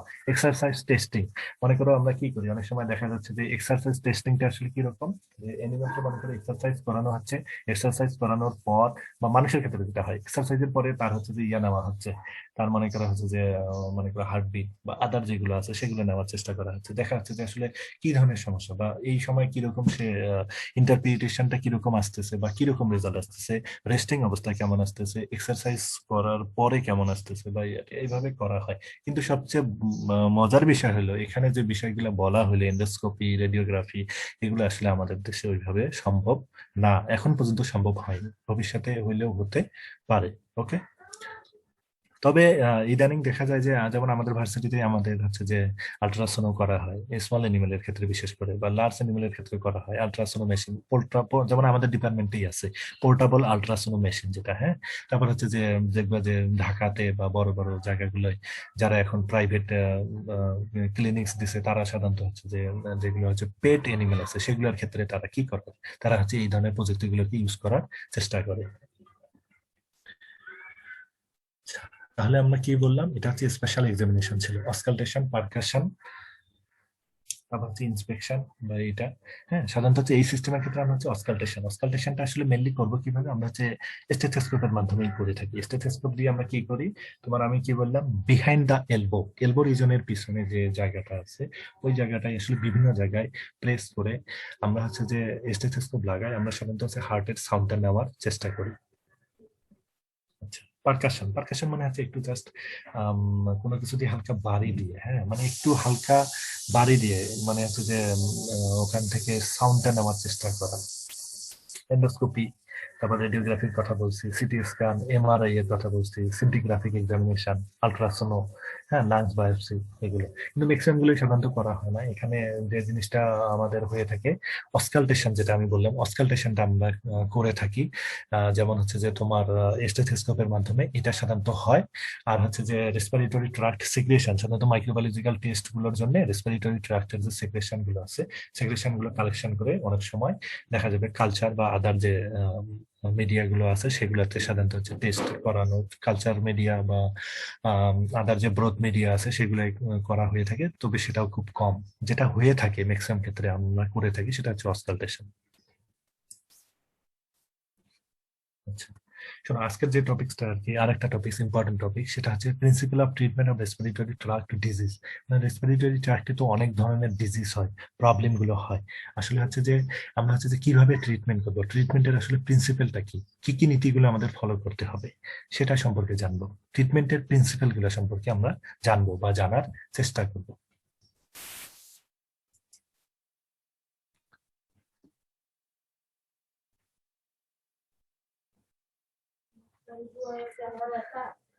হ্যাঁ হ্যাঁ হ্যাঁ, ওই যে দেখো, আচ্ছা, তোমাদের হচ্ছে মেসেজ এখানে আসছে, আমি হচ্ছে মেসেজ গুলো অনেক সময় চেষ্টা করতেছি যে কারণ অনেক সময় শোনা যাচ্ছে না, ওই যে দুইজনকে বলতে দিছিলাম কেন জানি শোনা যাচ্ছে না। আচ্ছা, একজন বলছে যে হচ্ছে স্নাফলিং। হ্যাঁ, স্নাফলিংটা হচ্ছে যে আরেকবার, হচ্ছে যে শোনো, স্নাফলিং বাবলিং আমি যেটা বলছি, যে স্নাফল মানে স্নাফলিং বাবলিং র্যাটলিং মোটামুটি হচ্ছে কাছাকাছি। যেমন হচ্ছে যে তোমার র্যাটলিংটা বলি, র্যাটলিংটা কি বললাম, র্যাটলিং সাউন্ডটা হচ্ছে যে তোমার মনে করো র্যাটেল স্নেক, র্যাটেল স্নেক সাধারণত এখানে কিন্তু দেখো স্নাপলিং বাবলিং র্যাটলিং যে কথাটা আছে এগুলো কিন্তু তোমার হচ্ছে যে কাছাকাছি, সবগুলো টার্ম কাছাকাছি, আমি কিন্তু বারবার বলতেছি। র্যাটলিংটা কি, র্যাটলিংটা তোমার হচ্ছে যে র্যাটেল স্নেক, র্যাটেল স্নেকের কি হয়, র্যাটেল স্নেক হচ্ছে যখন ইয়া করে মোল্টিং করে, মোল্টিং করার কারণে তোমার হচ্ছে যে এনিমেলটা কিন্তু হচ্ছে সরি, স্নেক যেটা আছে, স্নেক কি করে মোল্টিং করার কারণে তার কিন্তু হচ্ছে যে প্রত্যেকবার যখন হচ্ছে তার স্কিন থেকে চামড়াটা খসে খসে পড়ে, তার ইয়াটা, তখন হচ্ছে ওখানে একটা করে হচ্ছে কি হয়, গিটের তৈরি হয় বা হচ্ছে রিং এর তৈরি হয়। তখন ওই রিংটাকে সে কিন্তু খুব নড়ায়, এইভাবে করে নড়ায় নড়ায়, হ্যাঁ একবার নড়ায় একটা সাউন্ড করে ওইটা। আচ্ছা, এই তিনটা জিনিসের কাছাকাছি মোটামুটি। আর হচ্ছে যে স্নাপলিং, বাবলিং যেটা বলছি, বাবলিংটা কি বলছি, বাবলিং সাউন্ডটা তোমার হচ্ছে এরকম যে আমরা যখন হচ্ছে যে খুব গলায় প্রবলেম হয়, গলা বসে যায় বা ঠান্ডা লাগে, তখন কিন্তু আমরা এক ধরনের সাউন্ড করি, ইয়া গার্গলিং করি, গার্গলিং নয়েজ, মানে হচ্ছে গলা গলা করার সময় বা গার্গলিং করার সময় যেটা হয়। আর স্নাফলিং, স্নাফলিংটা ওইরকম কাছাকাছি। তবে এটা যদি আমি বলি যে মানুষের যখন হচ্ছে কান্না করে, খুব বেশি কান্না করে, কান্না করার সময় দেখবে যে নাক টানে একরকম, কান্না করার সময় মানুষ মনে করে খুব কাঁদতেছে, কাঁদার সময় দেখা যায় বলে না চোখের পানি নাকের পানি এক হয়ে গেছে। তখন যেটা হয়, মানুষ যখন কান্না করে, তখন কান্না করে বা খুব ঠান্ডা লাগে, ধরনের সাউন্ডটা নেয়, যেভাবে হচ্ছে নাকটাকে টানে বা দেখবে যে এক ধরনের সাউন্ড করে, এই জিনিসটাকেই হচ্ছে স্নাফলিং বলা হচ্ছে। বুঝতে পারছো? স্নাফলিং ঠিক, আমি যদি আরো স্পেসিফিক বলে বলবো, যদি কান্না করার সময় বা খুব ঠান্ডা লাগলে যে ধরনের সাউন্ডটা করে, র্যাটলিং, স্নাফলিং, এগুলি খুব কাছাকাছি সাউন্ড, ওই ধরনের এই সাউন্ডটা মোটামুটি প্রডিউস করে থাকে এনিমেলরা। আচ্ছা, আরেকজন বলছে পলিপোনিয়া টাইকোনিয়া ডিফারেন্স। আচ্ছা, পলিপোনিয়া টাইকোনিয়া আমার মনে হয় আমি বলছি ভালোভাবে, পলিপোনিয়া টাইকোনিয়া দুইটা হচ্ছে খুব কাছাকাছি টার্ম। হ্যাঁ, পলিপোনিয়াটা সাধারণত হচ্ছে তোমার এনিমেলের ক্ষেত্রে ইউজ করা হয়। দুইটাই হচ্ছে যে তোমার increase temperature, increase breathing rate, breathing রেটটাকে ইনক্রিজ করে দেয় নর্মাল থেকে। আর পলিপোনিয়ার ক্ষেত্রে একটা কথা বলা হয়েছে যে সেম স্পিসিস সেম এনভায়রনমেন্ট, এই ক্ষেত্রে সাধারণত হয়। টাকাইপোনিয়াটার ক্ষেত্রে শুধু বলা আছে ইনক্রিজ ব্রিদিং রেট, সেটার ক্ষেত্রে কিন্তু হচ্ছে যে তোমার সেম স্পিসিস বা সেম এনভায়রনমেন্টের কথা নাও হতে পারে, আলাদা হতে পারে। আর হচ্ছে পলিপনি, আর একটা বিষয় হচ্ছে যে পলিপনিয়ার একটা এক্সাম্পল দিছিলাম, সেটা হচ্ছে প্যান্টিং, যখন হচ্ছে ডগ হচ্ছে প্যান্টিং করে to loss, to loss the excess heat, excess heat loss করার জন্য যখন হচ্ছে প্যান্টিং করে, এটাই সাধারণত হচ্ছে পলিপনিয়া, বা এই এই জিনিসটাই সাধারণত হচ্ছে পলিপনিয়া বলা হবে এটা। আচ্ছা হ্যাঁ, এই যে আরেকজন হচ্ছে আমাকে বলছে যে আরেকটা হচ্ছে palpation, inspection, palpation, percussion. Thank you. ঠিক আছে, আমার মনে হচ্ছিল না, পালপেশনটা আমি মনে করতে পারতেছিলাম না। রেসপিরেটরি প্রবলেমের ক্ষেত্রে শোনো, রেসপিরেটরি প্রবলেমের ক্ষেত্রে যেটা মেনলি করা হয়, একটা হচ্ছে ইন্সপেকশন করা হয়, দূর থেকে, যে তোমার যদি মনে করো যে অ্যানিমেলটা কাজ, মনে করো ক্লোজ ইন্সপেকশন, যে অ্যানিমেলটা আসলে কি অবস্থায়, কিভাবে নিঃশ্বাসটা নিচ্ছে, তার হচ্ছে ফ্লাঙ্কের আপ এন্ড ডাউন, হ্যাঁ, তারপরে দেখবা যে নিউমোনিয়া হলে তার মনে করো অন্যরকম একটা ইয়া থাকবে, সেটা একটা করা হয়। আর আর একটা জিনিস যেটা করা হয়ে থাকে সেটা হচ্ছে অসকালটেশন, অসকালটেশনটা বেশি করা হয়ে থাকে।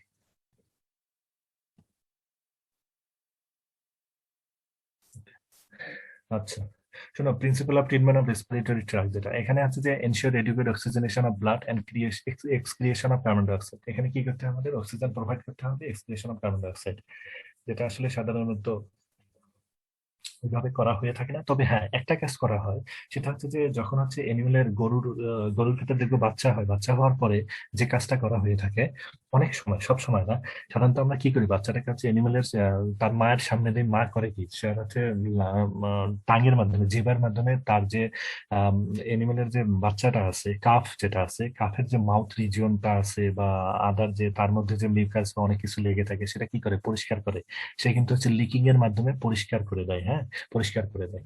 বা যেটা কাজ করা হয়ে থাকে অনেক সময় দেখা যায় যে তোমার মেকানিক্যাল ভেন্টিলেশন, তার মুখে হচ্ছে যে, হ্যাঁ, যদি কোনো সমস্যা হয় সেক্ষেত্রে হচ্ছে অক্সিজেনেশন, মানে হচ্ছে যে তোমার আম, আম, বাতাস দেওয়ার হয়, মানে হচ্ছে যে তার, মানুষের ক্ষেত্রে সাধারণত এগুলো খুব হয়ে থাকে, অ্যানিমেলের ক্ষেত্রে হয় না। শুধু হচ্ছে কাফের ক্ষেত্রে মাঝে সাঝে দেখবা যে করা হয়ে থাকে, যে মুখের মধ্যে হচ্ছে যে বাতাস দেওয়ার চেষ্টা করা হয়ে থাকে, যদি হচ্ছে যে তার রেসপিরেটরি প্রবলেম থাকে সেক্ষেত্রে। না হলে হচ্ছে যে মাদারের সামনে দিলে সেই সাধারণত হচ্ছে যে লিকিং করে সবকিছু পরিষ্কার করে দেয়। তারপর দেখা যাবে সে একটু পরে আজকে মিল্ক সাকিং করার চেষ্টা করবে বা ইয়া টিয়া, হ্যাঁ, সাধারণত পরিষ্কার করে দেওয়া হয়। তার যে হচ্ছে নেজাল অরিফিস বা এগুলো আছে সেটা একদম মায়ে পরিষ্কার করে দিবে, তার মা তার সামনে দিলে সেই মোটামুটি হচ্ছে যে লিকিং করে পরিষ্কার করে দেওয়ার চেষ্টা করে। আচ্ছা, রিলিফ পালমোনারি ইনফ্লামেশন, পালমোনারি ইনফ্লামেশনটাকে, যখন পালমোনারি ইনফ্লামেশন হবে সেটাকে আমরা রিলিভ করব কিসের মাধ্যমে? অ্যান্টি ইনফ্লামেটরি যে ড্রাগ গুলো আছে, যেমন হচ্ছে non steroidal anti inflammatory drug আছে যেগুলো, মেলক্সিকাম বা তোমার হচ্ছে যে টলফেনামিক অ্যাসিড, হ্যাঁ, বা কিটোপ্রোফেন, এগুলো দিয়ে করা যায়। আমরা এগুলো পরে জানবো, পরে আছে। আচ্ছা, effectively treat infectious causes of respiratory disease.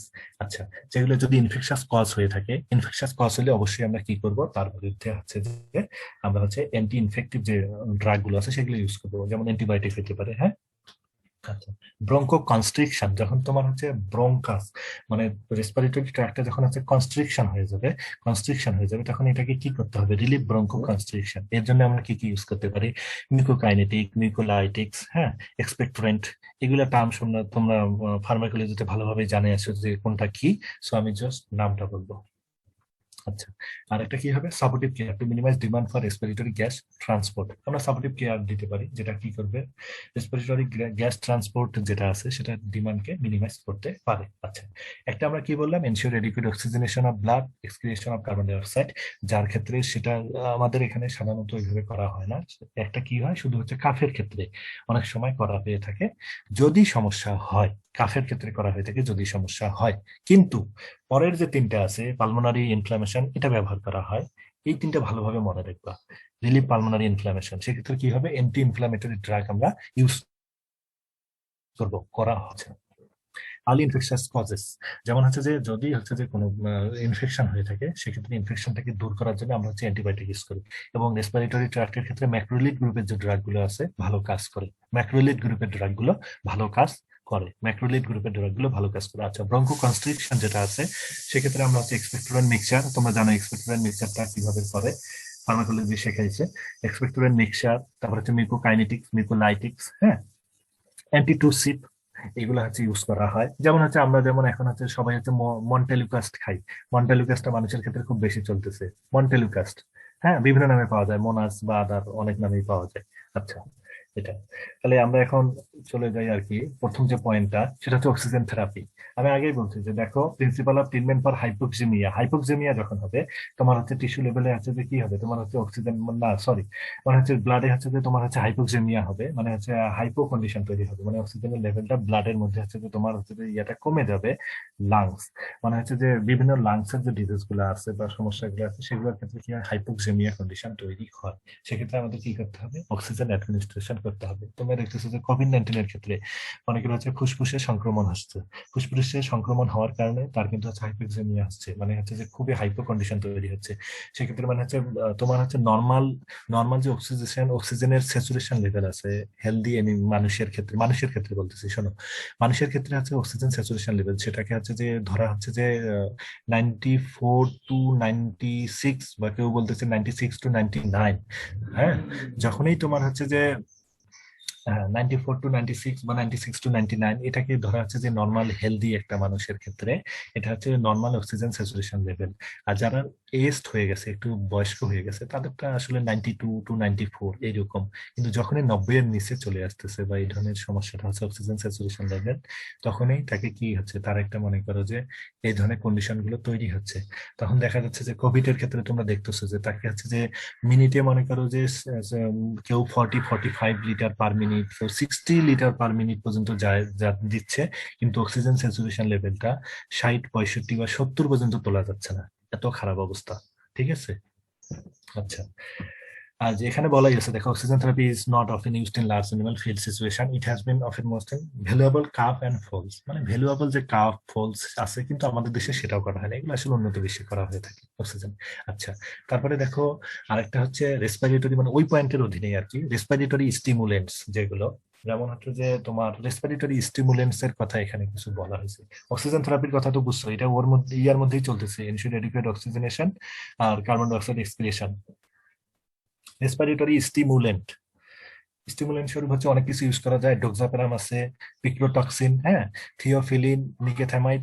কিন্তু হচ্ছে যে তোমার সাধারণত দেখবা যে আমি এনিমেলের ক্ষেত্রে বা হচ্ছে যে বিশেষ করে হিউম্যানের ক্ষেত্রে তোমার হচ্ছে যে নিকেথামাইড যেটা আছে, নিকেথামাইড, থিওফাইলিন, তারপর হচ্ছে ক্যাফিন, এগুলো সাধারণত ইউজ করা হয়ে থাকে। হ্যাঁ, আমরা হচ্ছে যে যখন হচ্ছে যে স্মল এনিমেল গুলো আমাদের যেগুলো আছে সেগুলোর ক্ষেত্রে আমরা সাধারণত হচ্ছে ইউজ করে থাকি ম্যাক্সিমাম ক্ষেত্রে, স্মল অ্যানিমেল গুলোর ক্ষেত্রে। ঠিক আছে।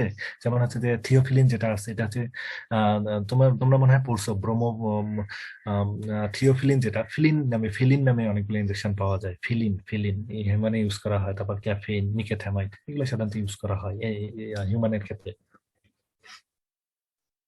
অ্যানিমেলে সাধারণত স্মল অ্যানিমেল গুলা যে যেমন বললাম যে স্মল অ্যানিমেল গুলার ক্ষেত্রে সাধারণত হচ্ছে হিউম্যান ড্রাগ গুলাই আমরা ইউজ করে থাকি, সেক্ষেত্রে ইউজ করা হয়। লার্জ অ্যানিমেলের ক্ষেত্রে আসলে ওইভাবে ইউজ হইতে আমি দেখি নাই, বা হইতেও পারে, আমার জানা নেই।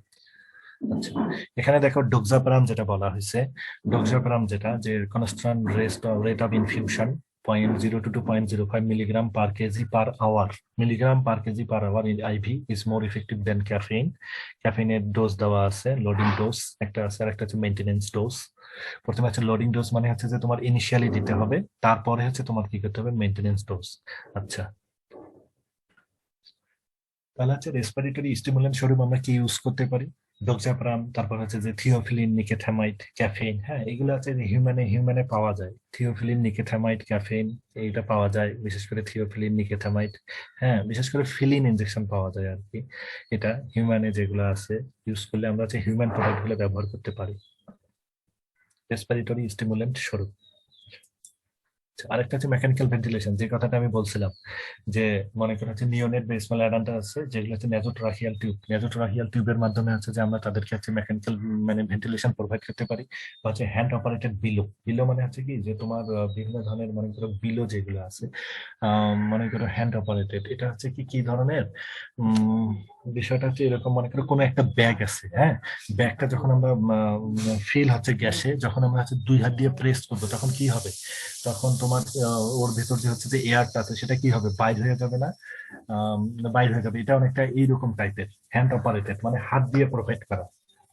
হ্যাঁ, সেটা হচ্ছে কি একটা, এই যে এখানে দেখো বলা আছে resilient bag equipped with one way valve, এক ধরনের ব্যাগ মনে করো, সেটাতে হচ্ছে কি হচ্ছে এয়ার থাকতেছে, যখন আমরা হ্যান্ড অপারেটেড করতেছি, হাত দিয়ে প্রেস করতেছি, তখন হচ্ছে সেখান থেকে অক্সিজেন যেটা আছে তার ভিতরে যে এয়ারটা আছে সেটা সে কি করতেছে, মনে করো ওইদিকে প্রোভাইড করতেছে, যাকে আমরা প্রোভাইড করতে চাচ্ছি নিওনেট গুলো যেগুলো স্মল যেগুলো আছে সেটা। কিন্তু এখানে যেটা মেনলি করা হয় নেজোট্রাকিয়াল টিউব দিয়ে, যখন হচ্ছে বাচ্চা প্রবলেম হয় সেক্ষেত্রে হচ্ছে কি করা হয়, তাকে হচ্ছে যে অক্সিজেন প্রোভাইড করা হয়ে থাকে।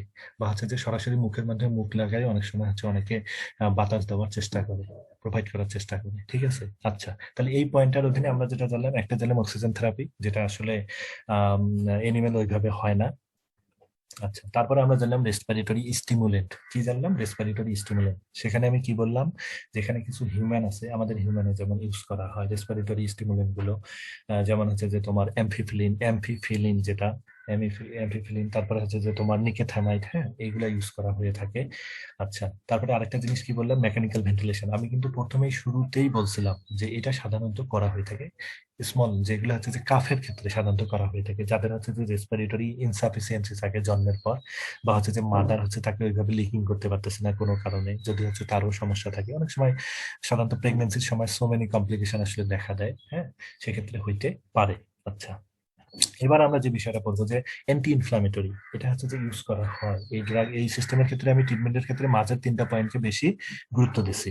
তাহলে হচ্ছে আমরা অ্যান্টি ইনফ্লামেটরি যে থেরাপি আছে, তার মধ্যে আমরা কি বলছি, নসাইড, যেটা নন স্টেরয়েডাল অ্যান্টি ইনফ্লামেটরি যে আছে, যেহেতু ইনফ্লামেটরি কন্ডিশন তৈরি হয়, সো আমাদেরকে অবশ্যই অ্যান্টি ইনফ্লামেটরি থেরাপি দিতে হবে। সেক্ষেত্রে আমরা মেলোক্সিকাম ইউজ করতে পারি। মেলোক্সিকামের ডোজ এখানে দেওয়া আছে 0.5 মিলিগ্রাম পার কেজি।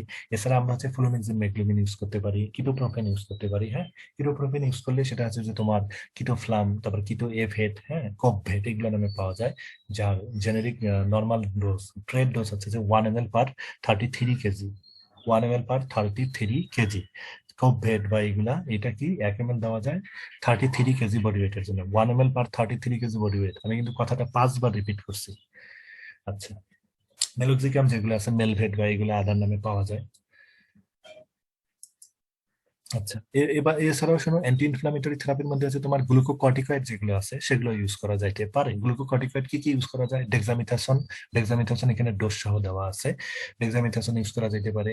তারপর হচ্ছে যে তোমার ইউজ করা যাইতে পারে হচ্ছে প্রেডনিসোলন যেটা আছে, সেটা ইউজ করা যেতে পারে, বা হচ্ছে দুইটা একসঙ্গে ইউজ করা যেতে পারে। যেমন হচ্ছে ডেক্সামিথাসনের যেগুলো লোকালি অ্যাভেলেবেল ইয়া আছে আর কি, প্রোডাক্ট ডেক্সাভেট নামে পাওয়া যায়, ডেক্সাভেট, হ্যাঁ, ডেক্সাভেট নামে পাওয়া যায়। তারপর হচ্ছে ডেক্সামিথাসোন, প্রেডনিসোলন একসাথেও পাওয়া যায়, প্রেডনিভেট নামে পাওয়া যায়, প্রেডনিভেট, ডেক্সা আর প্রেডনিসোলন একসঙ্গে প্রেডনিভেট, এগুলো নামে পাওয়া যায়, এগুলো নামে আসলে পাওয়া যাইতে পারে। কি করে গ্লুকোকর্টিকয়েড? এটা কি ধরনের দেওয়া হয়? Control of inflammation in a variety of inflammatory lung diseases, but notably heaves of horses and interstitial pneumonia of foals. মানে এইগুলোর ক্ষেত্রে সাধারণত করা হয়। এটা হচ্ছে তোমার ইনফ্লামেশনটাকে কন্ট্রোল করার ক্ষেত্রে। বা হচ্ছে যে শোনো, এটা আরেকটা কথা হচ্ছে যে ডেক্সামিথাসন যেগুলো আছে, এগুলো কিন্তু লাইফ সেভিং ড্রাগসও বলা হয়ে থাকে। কি বলা হয়? লাইফ সেভিং ড্রাগ, যেগুলো সাধারণত খুব খারাপ অবস্থা হলে তখন কিন্তু আমরা হচ্ছে এগুলো দিতে বলি। সাধারণত হচ্ছে রেসপিরেটরি, শোনো, যে কোনো ডিজিজের যখন তোমরা দেখবা ফর্ম আছে, কিছু কিছু ফর্ম আছে, কিন্তু যখন রেসপিরেটরি ফর্ম থাকে, এই ফর্মটা একটু পালমোনারি ফর্ম বা রেসপিরেটরি ফর্ম, এই ফর্মটা কিন্তু একটু ডেঞ্জারাস হয়। কারণ কেন? কারণ হচ্ছে রেসপিরেটরি ফর্ম গুলো খুব ক্ষতিকর হয়ে থাকে। কারণ রেসপিরেশনে যখন মানুষের প্রবলেম হয়, দেখতেছো কোভিডে মানুষ মারা যাচ্ছে কেন? যাদের মনে করো হচ্ছে রেসপিরেশনে খুব সমস্যা দেখা দিচ্ছে, মনে করো খুব খারাপ অবস্থা দেখা দিচ্ছে, দেখে অক্সিজেন, আমি তো একটু আগে বললাম 40-45 লিটার পার মিনিট বা 60 লিটার পর্যন্ত ইয়ে করছে, তারপরে মানুষ বাঁচতেছে না, কারণ তার স্যাচুরেশন লেভেলটা উঠতেছে না। কেন? কারণ তার ফুসফুসটা ভেরি মাচ এফেক্টেড হয়ে গেছে। আচ্ছা, আচ্ছা, এখানে মনে করো গ্লুকোকর্টিকয়েডের আরো কিছু কথা বলা আছে, ড্রাগ ফর ইনহেলেশন, হ্যাঁ, মনে করো ইনহেলেশনের মাধ্যমে দেওয়া যেতে পারে। ইনহেলেশন ফর্মে মনে করো ড্রাগের যে বিভিন্ন রুট অফ অ্যাডমিনিস্ট্রেশন যেটা আছে, ওইটা বলা আছে। আচ্ছা, ইমিউনোমডুলেটরস, ইমিউনোমডুলেটরস, ইমিউনোমডুলেটরস, যারা আছে ইমিউন সিস্টেমকে কি করে, মডুলেট করে, বা হচ্ছে যে একটা গুড, মানে কি বলা যায়, ইমিউন বুস্টার হিসেবে কাজ করে। হ্যাঁ, ইমিউন বুস্টার বা ইমিউন ইন্টারফেরন এক্ষেত্রে ইউজ করা যেতে পারে।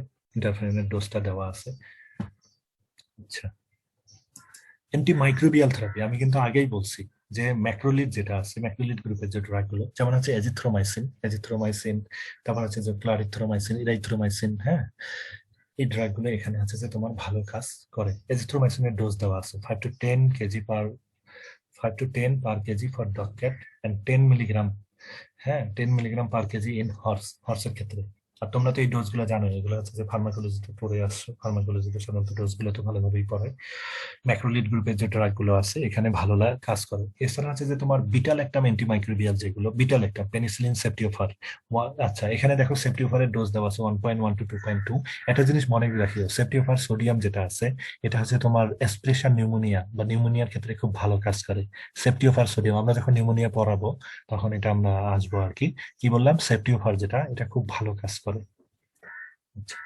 রুট অফ অ্যাডমিনিস্ট্রেশন মানে কোন কোন রুটে দেওয়া যেতে পারে, ওরালি দেওয়া যেতে পারে, প্যারেন্টালি দেওয়া যেতে পারে, বা ইনহেলেশনের মাধ্যমে দেওয়া যেতে পারে। আচ্ছা। আচ্ছা, এরপরে যে বিষয়টা আমরা বলছিলাম ব্রঙ্কোডাইলেটর ড্রাগ যেগুলো আছে, হ্যাঁ, যেমন সালবিটামল আছে, এটা ইউজ করা হয়, সালবিটামলটা ইউজ করা হয়। তারপরে হচ্ছে যে তোমার মিথাইল জেনথিন, যেগুলা অ্যামাইনোফিলিন, থিওফিলিন, মিথাইল জেনথিন, হ্যাঁ, এগুলো ইউজ করা হয় ব্রঙ্কোডাইলেটর হিসাবে। তারপর হচ্ছে যে তোমার অ্যান্টিকোলিনার্জিক ড্রাগ যেগুলো ইউজ করা হয়। ব্রঙ্কোডাইলেটর কি ইউজ করা হয়? সালবিউটামল। সালবিউটামলটা ভালো ইউজ করা হয়, ভালো কাজ করে, বেশি ইউজ করা হয়। তারপর হচ্ছে মিথাইল জেনথিন যেগুলো আছে, অ্যামাইনোফিলিন, থিওফিলিন, এগুলো ইউজ করা হয়। এগুলো সাধারণত হচ্ছে বেশি বেশি ইউজ করা হয়ে থাকে। আচ্ছা, এখানে দেখো মিউকোলাইটিক্স, মিউকোকাইনেটিক্স, অ্যান্টিটুসিভ। এটা আমি বলছি যে তোমার হচ্ছে মিউকোলাইটিক্স, মিউকোকাইনেটিক এজেন্ট কি করে, decrease the viscosity of the respiratory secretion. Viscosity মানে বুঝই তো, ভিসকোসিটি যেটা আছে, ভিসকোসিটিটাকে কি করে, ডিক্রিজ করে, মিউকোকাইনেটিক্স। আর মিউকোলাইটিক্স, এখানে নাম থেকে বোঝা যাচ্ছে মিউকাসটাকে লাইসিস করে দেয়। মিউকোলাইটিক্স এর কাজ কি, মিউকাসটাকে লাইসিস করে দেওয়া। ঠিক আছে। আর এক্সপেক্টোরেন্ট মিক্সচার যেটা আছে, increase production of less viscous mucus. Expectorant mixture যেটা আছে, এক্সপেক্টোরেন্ট মিক্সচার কিভাবে করা হয় ভালোভাবে জানে রাখবা, ভাইবাতে জিজ্ঞাসা করে স্যাররা এক্সপেক্টোরেন্ট মিক্সচারের কম্পোজিশনটা কি। আচ্ছা, অ্যান্টিটুসিভ যেটা হচ্ছে কফ সাপ্রেসেন্ট। অ্যান্টিটুসিভটা হচ্ছে কি, ড্রাই ড্রাই আনপ্রোডাক্টিভ কফ, যখন খুশখুশে কাশি হয় তখন হচ্ছে অ্যান্টিটুসিভটা প্রোডাক্ট করা হয়, ইউজ করা হয়। আর এগুলো হচ্ছে তোমরা হচ্ছে যে এগুলার এক্সাম্পল গুলা তোমরা কালেক্ট করবা, ঠিক আছে। এটা। আচ্ছা শোনো, এখন হচ্ছে আমি ট্রিটমেন্টটা তাহলে আরেকবার বলি। ট্রিটমেন্টের ক্ষেত্রে আমরা কি বলছি, প্রথমে একটা বলছি যে অক্সিজেনেশন, প্রোভাইড অক্সিজেনেশন। আর একটা হচ্ছে কার্বন ডাই অক্সাইডটাকে রিডিউস করা। আচ্ছা, সেটার জন্য আমরা কি কি বলছিলাম, অক্সিজেন থেরাপি, যেটা আসলে করা হয় না। তারপরে আমরা বলছিলাম যে রেসপিরেটরি স্টিমুলেন্টের কথা বলছিলাম, সেটা সেখানে হচ্ছে যে কিছুটা হিউম্যান ড্রাগ আছে, সেক্ষেত্রে আমরা ব্যবহার করতে পারি স্মল অ্যানিমেলের ক্ষেত্রে, লার্জ অ্যানিমেল ওইভাবে হয় না। আচ্ছা, তারপরে বলছিলাম মেকানিক্যাল ভেন্টিলেশন। মেকানিক্যাল ভেন্টিলেশনটা আসলে সাধারণত কার ক্ষেত্রে হয়ে থাকে, তোমার হচ্ছে যে সাধারণত স্মল এনিমেলে, যেগুলো হচ্ছে যে হয়েছে, হ্যাঁ, সরি, কাফের ক্ষেত্রে, যার হচ্ছে রেসপিরেটরি ইনসাফিসিয়েন্সি থাকে সেক্ষেত্রে করা হয়ে থাকে।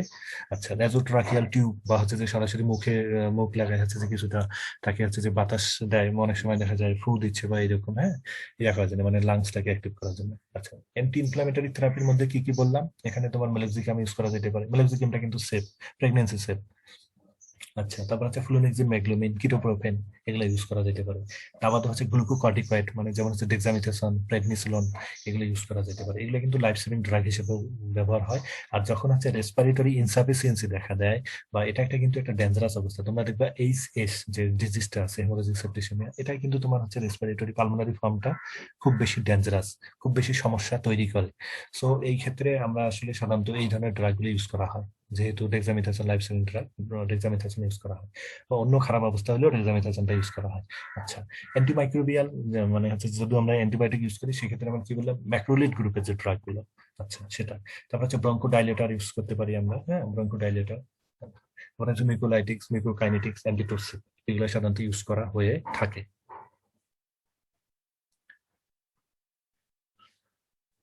আচ্ছা, মোটামুটি এটাই ছিল আমাদের আজকের ইয়া। এখন তোমরা বলো যে তোমাদের কারো কোনো প্রশ্ন আছে কিনা।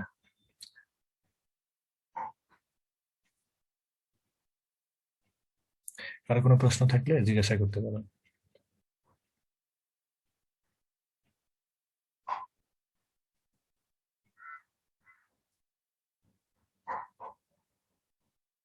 কারো কোনো প্রশ্ন আছে কিনা।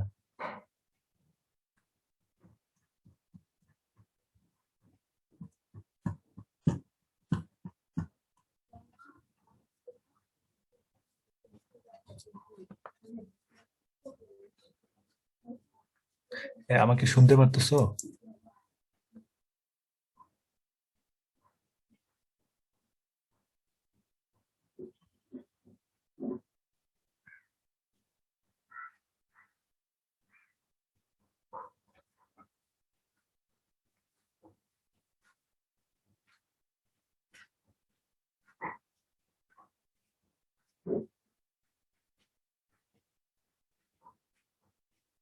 শোনো, একজন জিজ্ঞাসা করছে যে স্যার রেসপিরেটরি স্টিমুলেন্ট হিসেবে কি কার্বন ডাই অক্সাইড ইউজ হয়?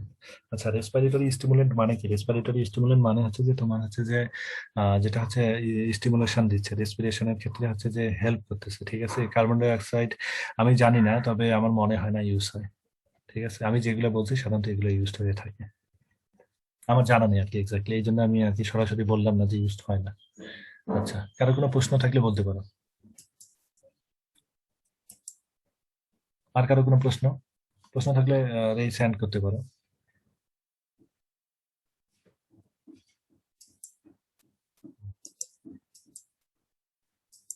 আমি শোনো, সবাইকে হচ্ছে যে আনমিউট করার ইয়ে করছি, যে চাইলে যে কোনো কেউ আনমিউট করে বলতে পারো যদি চাও, কারো যদি কোনো প্রশ্ন থাকে, যে কোনো কেউ,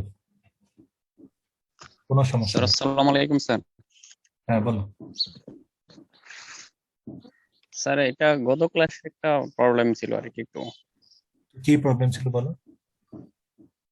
স্যার ওই যে এটা স্যার এই যে নন স্ট্রাঙ্গুলেটেড যে বলছিলেন সেখানে স্যার একটা কথা আসছিল যে impairment of blood with secretion. Sir এখানে সিক্রেশনটা বলতে আসলে কি বোঝাচ্ছে, মানে গ্যাস্ট্রিক সিক্রেশন নাকি? এটা একটু বুঝছিলাম না। কোনটার ক্ষেত্রে, কোনটায় তুমি মানে ইয়া পড়ছো, মানে কোনটায়, কোন ক্লাসিফিকেশনের? স্যার ইকুয়েন ইকুয়েন হুম হুম। স্যার কলিকের ক্ষেত্রে হ্যাঁ হ্যাঁ, কলিক। হ্যাঁ, চারটা আছে, সেটা কোনটা? তুমি কি স্যার এই ইয়া যে দেখছো? স্ট্রাঙ্গুলেটেড। Hello sir. হ্যাঁ হ্যাঁ হ্যাঁ, বলো। তুমি কি ইয়া দেখছো, বই দেখছো ওটা পড়ার পর, আমি যেটা হ্যাঁ হ্যাঁ বলছিলাম? স্যার ওইটা বই স্যার বই দেখি নাই, কিন্তু আপনার স্লাইডটা দেখছিলাম আর কি স্যার। না, তুমি আগে বই দেখবা। স্যার এই যে শোনো আমার কথা শোনো, যে জিনিসটা যখন পড়ানো হবে তুমি ওটা দেখবা, বই দেখবা, তারপর হচ্ছে ইয়া করবা। ঠিক আছে, এই জন্য তারপর হচ্ছে তোমার প্রশ্নটা ইয়া করা হবে। তুমি আগে বইটা দেখবা, এই জন্য বইটা দেওয়া হয়েছে। কারণ বই দেখলে, ডিকশনারি যেমন মানুষ দেখলে একটা জিনিস দেখতে গেলে 10টা জিনিস শেখে, তুমি বই দেখবা, তারপরে হচ্ছে ইয়া করবা। যদি না পারো আমি ইয়া করবো। ঠিক আছে। আচ্ছা, আর কেউ?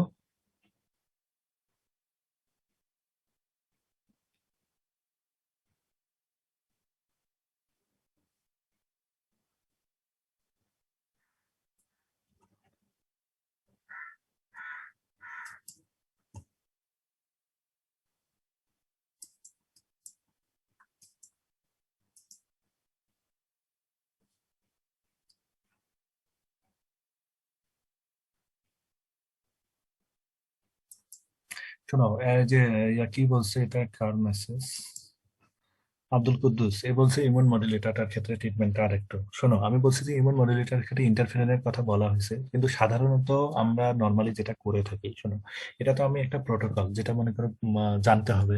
হ্যাঁ, বই থেকে ইয়া করা হয়েছে যে নর্মাল যে প্রিন্সিপালটা, কিন্তু সাধারণত যে কাজটা করা হয় যে নর্মালি সবচেয়ে যেটা বেশি ইউজ করা হয়, দেখবে এখানে একটা অ্যান্টি ইনফ্ল্যামেটরি যে ড্রাগ গুলো আছে, হ্যাঁ, সেটা ইউজ করা হবে। একটা মনে করা হচ্ছে যে গ্লুকোকর্টিকয়েড, অ্যান্টি ইনফ্ল্যামেটরির পাশাপাশি হচ্ছে যে গ্লুকোকর্টিকয়েড, যেমন ডেক্সামিথাসন, এটা ইউজ করা হবে। আর হচ্ছে আমি যেটা বলছি যে সেফটিওফার সোডিয়াম, যেটা বলছি এটা হচ্ছে ভালো কাজ করে। তোমরা দেখবা যে যে কোনো ট্রিটমেন্ট গুলার ক্ষেত্রে, নিউমোনিয়া ট্রিটমেন্ট আমরা যখন পড়াবো তখন দেখবা যে আমরা যদি অ্যান্টিবায়োটিক ইউজ করি, সেক্ষেত্রে ইউজ করবো হচ্ছে সেফটিওফার সোডিয়াম, নর্মাল একটা অ্যান্টিবায়োটিক, অ্যান্টিবায়োটিক যেটা বিটা ল্যাকটাম অ্যান্টিবায়োটিক, সেটা ইউজ করব। পাশাপাশি হচ্ছে অ্যান্টি ইনফ্ল্যামেটরি যেটা, সেটা ইউজ করব। আর হচ্ছে যে ডেক্সামিথাসন। ঠিক আছে, এটা সাধারণত বেশি ইউজ করা হয়। আর ইমিউন মডুলেটর যেটা বলা হয়েছে, সেটা হচ্ছে ইন্টারফেরন। ইন্টারফেরনটা ইউজ করা হয় ইমিউন মডুলেটর স্বরূপ। ইমিউন মডুলেটর স্বরূপ ইন্টারফেরন, বা আরো এখন বর্তমানে ইমিউন বুস্টার অনেক কিছু পাওয়া যায়। হ্যাঁ, যেমন হচ্ছে পোলট্রির ক্ষেত্রে, মুরগির ক্ষেত্রে সাধারণত হচ্ছে ইমিউন বুস্টার বা ইমিউন টনিক, হ্যাঁ, এইগুলা বিভিন্ন নামেই, এইগুলা নামেই পাওয়া যায়। এগুলো সাধারণত ইউজ করা হয়ে থাকে, ইমিউনো মডুলেটর। ঠিক আছে। আচ্ছা, এখানে আমি শুধু একটা বলছি, সেটা হচ্ছে ইন্টারফেরন। এখানে দোষটা দেওয়া আছে আর কি, স্লাইডে দেওয়া আছে, যখন স্লাইডটা প্রোভাইড করবো পাবা, বা বইও আছে। আচ্ছা, ওকে। আর কেউ, আর কারো, যে কোনো কেউ, কোনো সমস্যা নেই, ভয়ের কিছু নেই। আজকে টপিক, আজকে যেগুলো পড়ানো হয়েছে।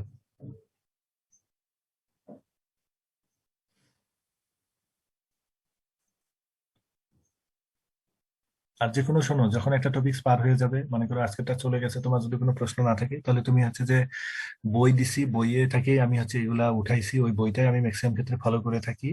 সেক্ষেত্রে হচ্ছে বইটা স্টাডি করার চেষ্টা করবা। যদি তারপরও না পারো, সেক্ষেত্রে হচ্ছে আমি জানাবো। তবে আগে অবশ্যই বইটাকে স্টাডি করতে হবে। এখন বলছি এক্সপেক্টোরেন্ট মিক্সচার কি, এটা তো আমি বলবো না। এক্সপেক্টোরেন্ট মিক্সচার, হেমাটিনিক মিক্সচার, এগুলো হচ্ছে যে তোমরা পড়ে আসছো, ভালোভাবে হচ্ছে যে জানে ভাইভাতে আসবা, ঠিক আছে? ওটাই, এই জিনিস বলা যাবে না, কারণ যে জিনিসটা তুমি পড়ে আসছো এগুলো হচ্ছে কমন বিষয়, এখানে এটা বলা যাবে না সব জিনিস। এটা তো, এটা তোমার কাজ এটাকে জানা, এক্সপেক্টোরেন্ট মিক্সচার কি, তারপর যে হেমাটিনিক মিক্সচার কি, এগুলো ভালোভাবে জানবা।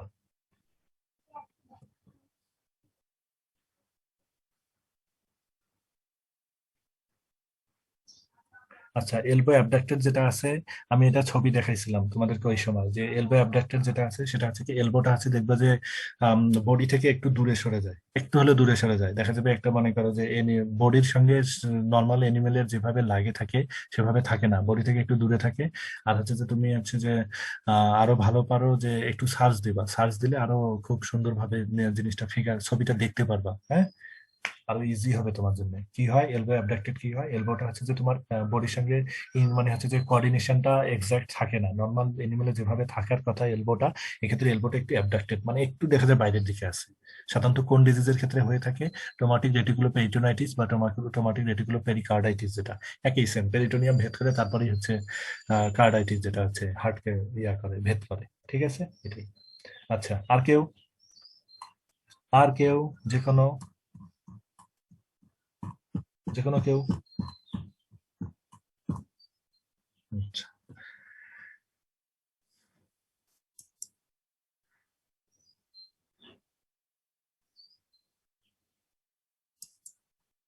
এক্সপেক্টোরেন্ট মিক্সচার যেটা আছে এক্ষেত্রে খুব লাগে, আর হচ্ছে হেমাটোনিক মিক্সচার, তারপর হচ্ছে স্টোমাটিক মিক্সচার, এগুলো ভালোভাবে জানবা।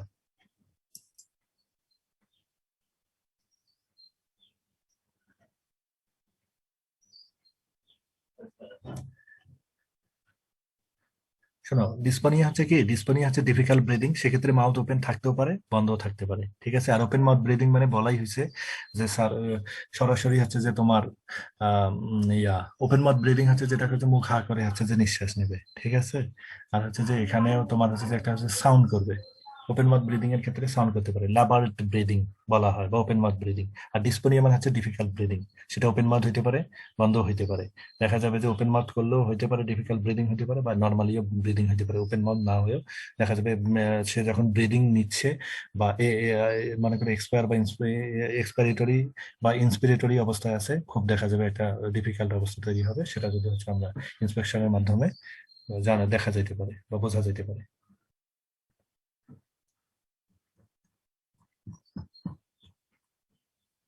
আর কারো কোনো প্রশ্ন? এলবো অ্যাবডাক্টেড ট্রিটমেন্টের কি? শোনো, এলবো অ্যাবডাক্টেড ট্রিটমেন্ট হচ্ছে, এটা তো মনে করো একটা ডিজিজ আছে, কন্ডিশন সাধারণত হচ্ছে যে তোমার যদি হচ্ছে পেইনের ক্ষেত্রে হয়, তাহলে হচ্ছে পেইনের ট্রিটমেন্ট দিতে হবে, এনিমেল যদি পেইন হয় বা হচ্ছে টোমাটিক রেটিকুলো পেরিকার্ডাইটিস হয়, তাহলে হচ্ছে তোমার সার্জিক্যাল কারেকশনে যেতে হবে, ঠিক আছে? যখন সার্জারি করবা, সার্জারি হচ্ছে জানাবে। যদি হচ্ছে সার্জারি লাগে টোমাটিক রেটিকুলো পেরিটোনাইটিস, তাহলে হচ্ছে সার্জিক্যাল কেসে যেতে হবে।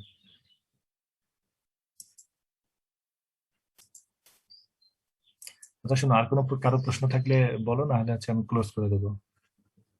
আছে কারো প্রশ্ন? 1 মিনিট সময়, দেখো।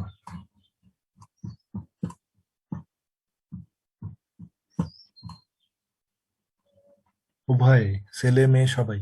কারো যদি কোনো দ্বিধা আছে, সংকোচ আছে, স্যার কি মনে করবে, কোনো কিছু বলার নেই। আমি হচ্ছে যে একজন আমাকে জিজ্ঞাসা করছে এক্সপেক্টোরেন্ট মিক্সচার, তো এটা আমি এই জন্য বলি নাই, কারণ এটা হচ্ছে যে তোমরা আগেই পড়ে আসছো, ভালোভাবে পড়ে আসছো, ফার্মাকোলজি 3টা সাবজেক্ট পড়ছো, ঠিক আছে?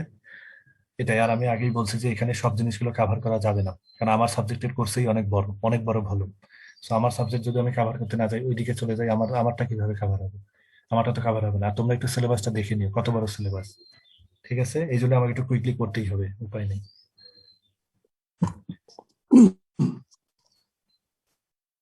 হ্যাঁ বলো, কি বলবো তুমি? Hello sir. হ্যাঁ বলো বলো। স্যার, এই রেসপিরেটরি ট্র্যাক্টের যে ডিজিজ গুলো হয় সেগুলোর ক্ষেত্রে দেখা যায় ওই সেফালোস্পিরিন গ্রুপের থার্ড জেনারেশন অ্যান্টিবায়োটিক ব্যবহার করে ম্যাক্সিমাম ক্ষেত্রেই। হুম, এটার কি কোনো স্পেসিফিক কারণ আছে? কোনো কারণ নেই, যখন হচ্ছে যে তোমার যে ড্রাগটা ব্যবহার করে আমি ভালো ফল পাবো, আমি সেটাই ব্যবহার করবো। এখন মানুষের ক্ষেত্রে কি ব্যবহার করতেছে? সবগুলা সেফুরোক্সিন ব্যবহার করতেছে, করতেছে না? জি স্যার, যেমন আমি সেফুরোক্সিম, হ্যাঁ সেফিক্রিস। সেফুরোক্সিম সবচেয়ে বেশি ব্যবহার আছে, সেফুরোক্সিম ক্লাভিনিক অ্যাসিড যেগুলো আছে কম্বিনেশন সবচেয়ে বেশি ব্যবহার আছে। কিন্তু কথা হচ্ছে আমি যখন তোমাকে পড়াবো বা আমি যখন তোমাকে হচ্ছে যে পড়াবো, যে জিনিসটা আমি হচ্ছে যে লিটারেচারে পাইছি বা যে জিনিসটা হচ্ছে যে স্বীকৃত ইনফরমেশন আর নলেজের মধ্যে পার্থক্য আছে, বুঝছো? তো আমাকে তোমাকে ওইটা দিতে হবে। কিন্তু আমি যখন ডাক্তার, আমার কিন্তু রেজিস্ট্রেশন আছে। আমি ইউজ করার সময় যে লেটেস্ট ড্রাগ গুলো আছে আমি ইউজ করবো। যেমন বাচ্চা থেকে শুরু করে বুড়া পর্যন্ত সবার ক্ষেত্রে হচ্ছে যে যে অ্যান্টিবায়োটিকটা সবচেয়ে কমন বাংলাদেশে আসে সেটা ইউজ করা হয়। বাইরের দেশে এখন পর্যন্ত ওরা যায় দেখবে পেনিসিলিন ইউজ করে। ঠিক আছে? তো এখানে অ্যান্টিবায়োটিকের যত্রতত্র ইউজ হয় মানুষের ক্ষেত্রেও এবং হচ্ছে হিউম্যানের ক্ষেত্রেও, কারণ আমাদের একটা স্বভাব আছে, আমরা কুইক ম্যাজিক ঔষধ চাই। এমন ওষুধ খাবো, সকালে খাবো, দুপুরে ঠিক হয়ে যাবো। আসলে কি তাই? ডিজিজ কি এত ইজি বিষয় যে ঠিক হয়ে গেলাম, খাইলাম আর ঠিক হয়ে গেলাম? আসলে এরকম না। এই জন্য আমাদের হচ্ছে যে এগুলার মানে কনসিকুয়েন্স কিরকম তোমরা ভালোভাবেই দেখতেছো। অ্যান্টিবায়োটিকের যত্রতত্র ইউজের কারণে কি হচ্ছে। এখন সবাই বলবে যে স্যার ম্যাক্রোলিড গ্রুপের ড্রাগ আর এখন ইউজ করা হয় না। আমিও জানি ইউজ করা হয় না। ঠিক আছে? সবচেয়ে হচ্ছে যে লেটেস্ট যে অ্যান্টিবায়োটিক গুলো আছে সেগুলো ইউজ করা হচ্ছে এবং এটাই বাংলাদেশে চলতে থাকবে কন্টিনিউয়াস। এবং এর মাধ্যমে ওই মিল্ক বা সবকিছু খাওয়ার কারণে দেখা যাবে অ্যান্টিবায়োটিকের যে রেসিডুয়াল ইফেক্ট গুলো আছে সেগুলো ওই মানুষের মধ্যে আসবে, মানুষ বাচ্চা কাচ্চা রেজিস্ট্যান্ট হয়ে যাবে। কি ঠিক বলছি রমজান? জি স্যার। বুঝছো কথাটা? কি ঠিক বলছি না ভুল আছে এর মধ্যে? না স্যার, ঠিক আছে স্যার, অ্যান্টিবায়োটিক খাইতে খাইতে আমরা রেজিস্ট্যান্ট হয়ে গেছি, তো এখন সুপার অ্যান্টিবায়োটিক না দিলে কাজ করে না। হ্যাঁ, সবচেয়ে লেটেস্টটা না খেলে কাজ করে না। কিন্তু বাইরে কি এরকম? বাইরে ওরা যায় দেখো, ওরা কিন্তু এখন এটাই ইউজ করে যেটা আমরা পড়ি। বুঝছো? এটাই। আচ্ছা ঠিক আছে, thank you all of you.